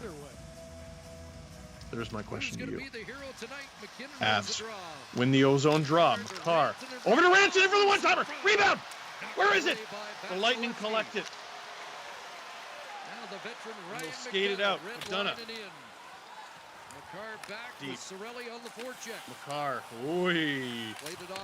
Support from his D partner. Landeskog, a bit of a risky pass. It works. Makar. Avs D again. They've been activating in this overtime. McKinnon driving. Goes around. Looking for help. Finds it. In the form of Devontae. In front. Rebound. Oh, wide open net. Vasilevsky doesn't have a stick right now. McKinnon shoots. Where is it? Blocked. Does he have a stick back? He does. It's upside down. That's not as good. I suppose it's better. Back in his hands. McKinnon. Devon Taves. This is starting to look like a power play. I assure you it's not. Avs. Behind the net. Oh, almost an opportunity there for Josh Manson. Where is it? It's in front. And Tampa airmails it out all the way down the ice. This is not going to be icing, though. Darcy Kemper gets it to Lehkonen. Stretch pass. Nazem Kadri. Where is it? Oh, how is this game still going? It's in. It's in the back of the net. And yes, it is a Nazem Kadri game-winning goal. Craig Simpson said it's in. Colorado Avalanche. The Avs are celebrating. On the cusp of the cup. What happened? I thought Kadri scored there. I'm not gonna lie, but everyone acted like he didn't. What happened? What a sequence of events. Thank you, producer Nick, for saying Craig Simpson said something, because I would have been very confused. I'm not gonna lie, I still am. What happened? Pushing it to an area. Kadri drives the net. Oh, it got stuck. That's why! It got stuck at the top of the net! What an impact Lehkonen, what a pass! Lehkonen, I got it right. And Nazem Kadri, the overtime hero in the Stanley Cup final. Everyone's looking for it. They can't find it, and that's because it's lodged in the top of the net. Colorado wins it in OT. Nazem Kadri, in his first game of the Stanley Cup final. The Colorado Avalanche will head home with a 3-1 series lead, and the cup will be in the building. 18 days ago comes up. Watch, the crowd's gonna go, yeah, and then they're gonna go, I don't know, actually, if it's, yeah. Nope, they just stayed jacked the whole time. It's a bit of a weird way to win it, but they won it. Long road back for Kadri.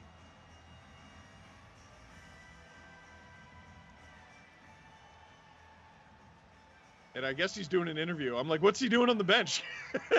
I guess he's doing it. Were you wondering the same thing, producer Nick? I was like, are they reviewing it? What's going on? The Colorado Avalanche. You know what's funny? Not even the weirdest OT call I've had for them. The Avalanche always fool me with their OT winners.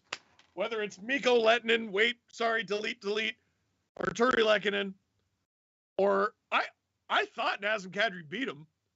I just didn't know where the puck went, like everyone else.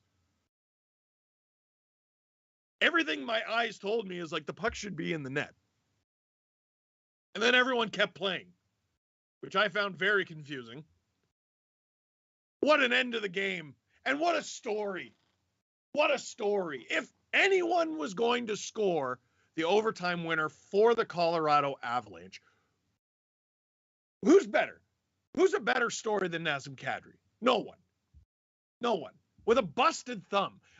Heading into the game, we're talking about how useful is he going to be? He's not going to be able to take faceoffs. How's he going to be stick handling? Probably not going to be very good. How is he going to shoot? And he stick handles and scores the overtime winner. Never tell me the odds. Now, Tampa, they're great at these best of threes. They're great. But they're great at coming out with 2-1 series wins in these end of series, long series best of threes. What they are not overly familiar with is winning 3 straight in these situations. This is not winning 3 straight going for a sweep. This is fighting for your playoff lives. This is the Tampa Bay Lightning in the Stanley Cup final on the brink of elimination. Now, they've been in this position before. The Lightning, a lot of the Lightning, know how good it feels to win the Stanley Cup.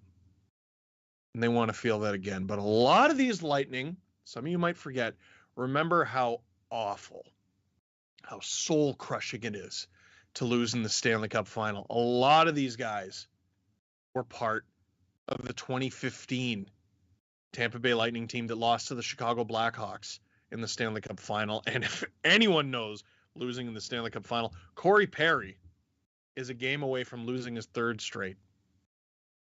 Colorado won 7-0 the last time these two teams met in Colorado. I would bet on that not happening on Friday. Colorado has the reigning, defending, back-to-back Stanley Cup champions in the most desperate position they've been in their tenure as a dynasty, as a prospective dynasty. In short, injuries or not, the Avalanche are going to get everything the Lightning can throw at them on Friday. And if they're able to overcome that, it'll be the Stanley Cup in Denver. Click like and click subscribe, baby. We'll be back in a couple days, and the Cup will be in the building for the rest of the series, whether it's 1 game, 2 games, or 3. That is it for this stream. Thank you very much for watching. Click like if you like this stream. Click subscribe if you really liked it. Tell all your friends. We'll be back Friday. The Cup's going to be in the building.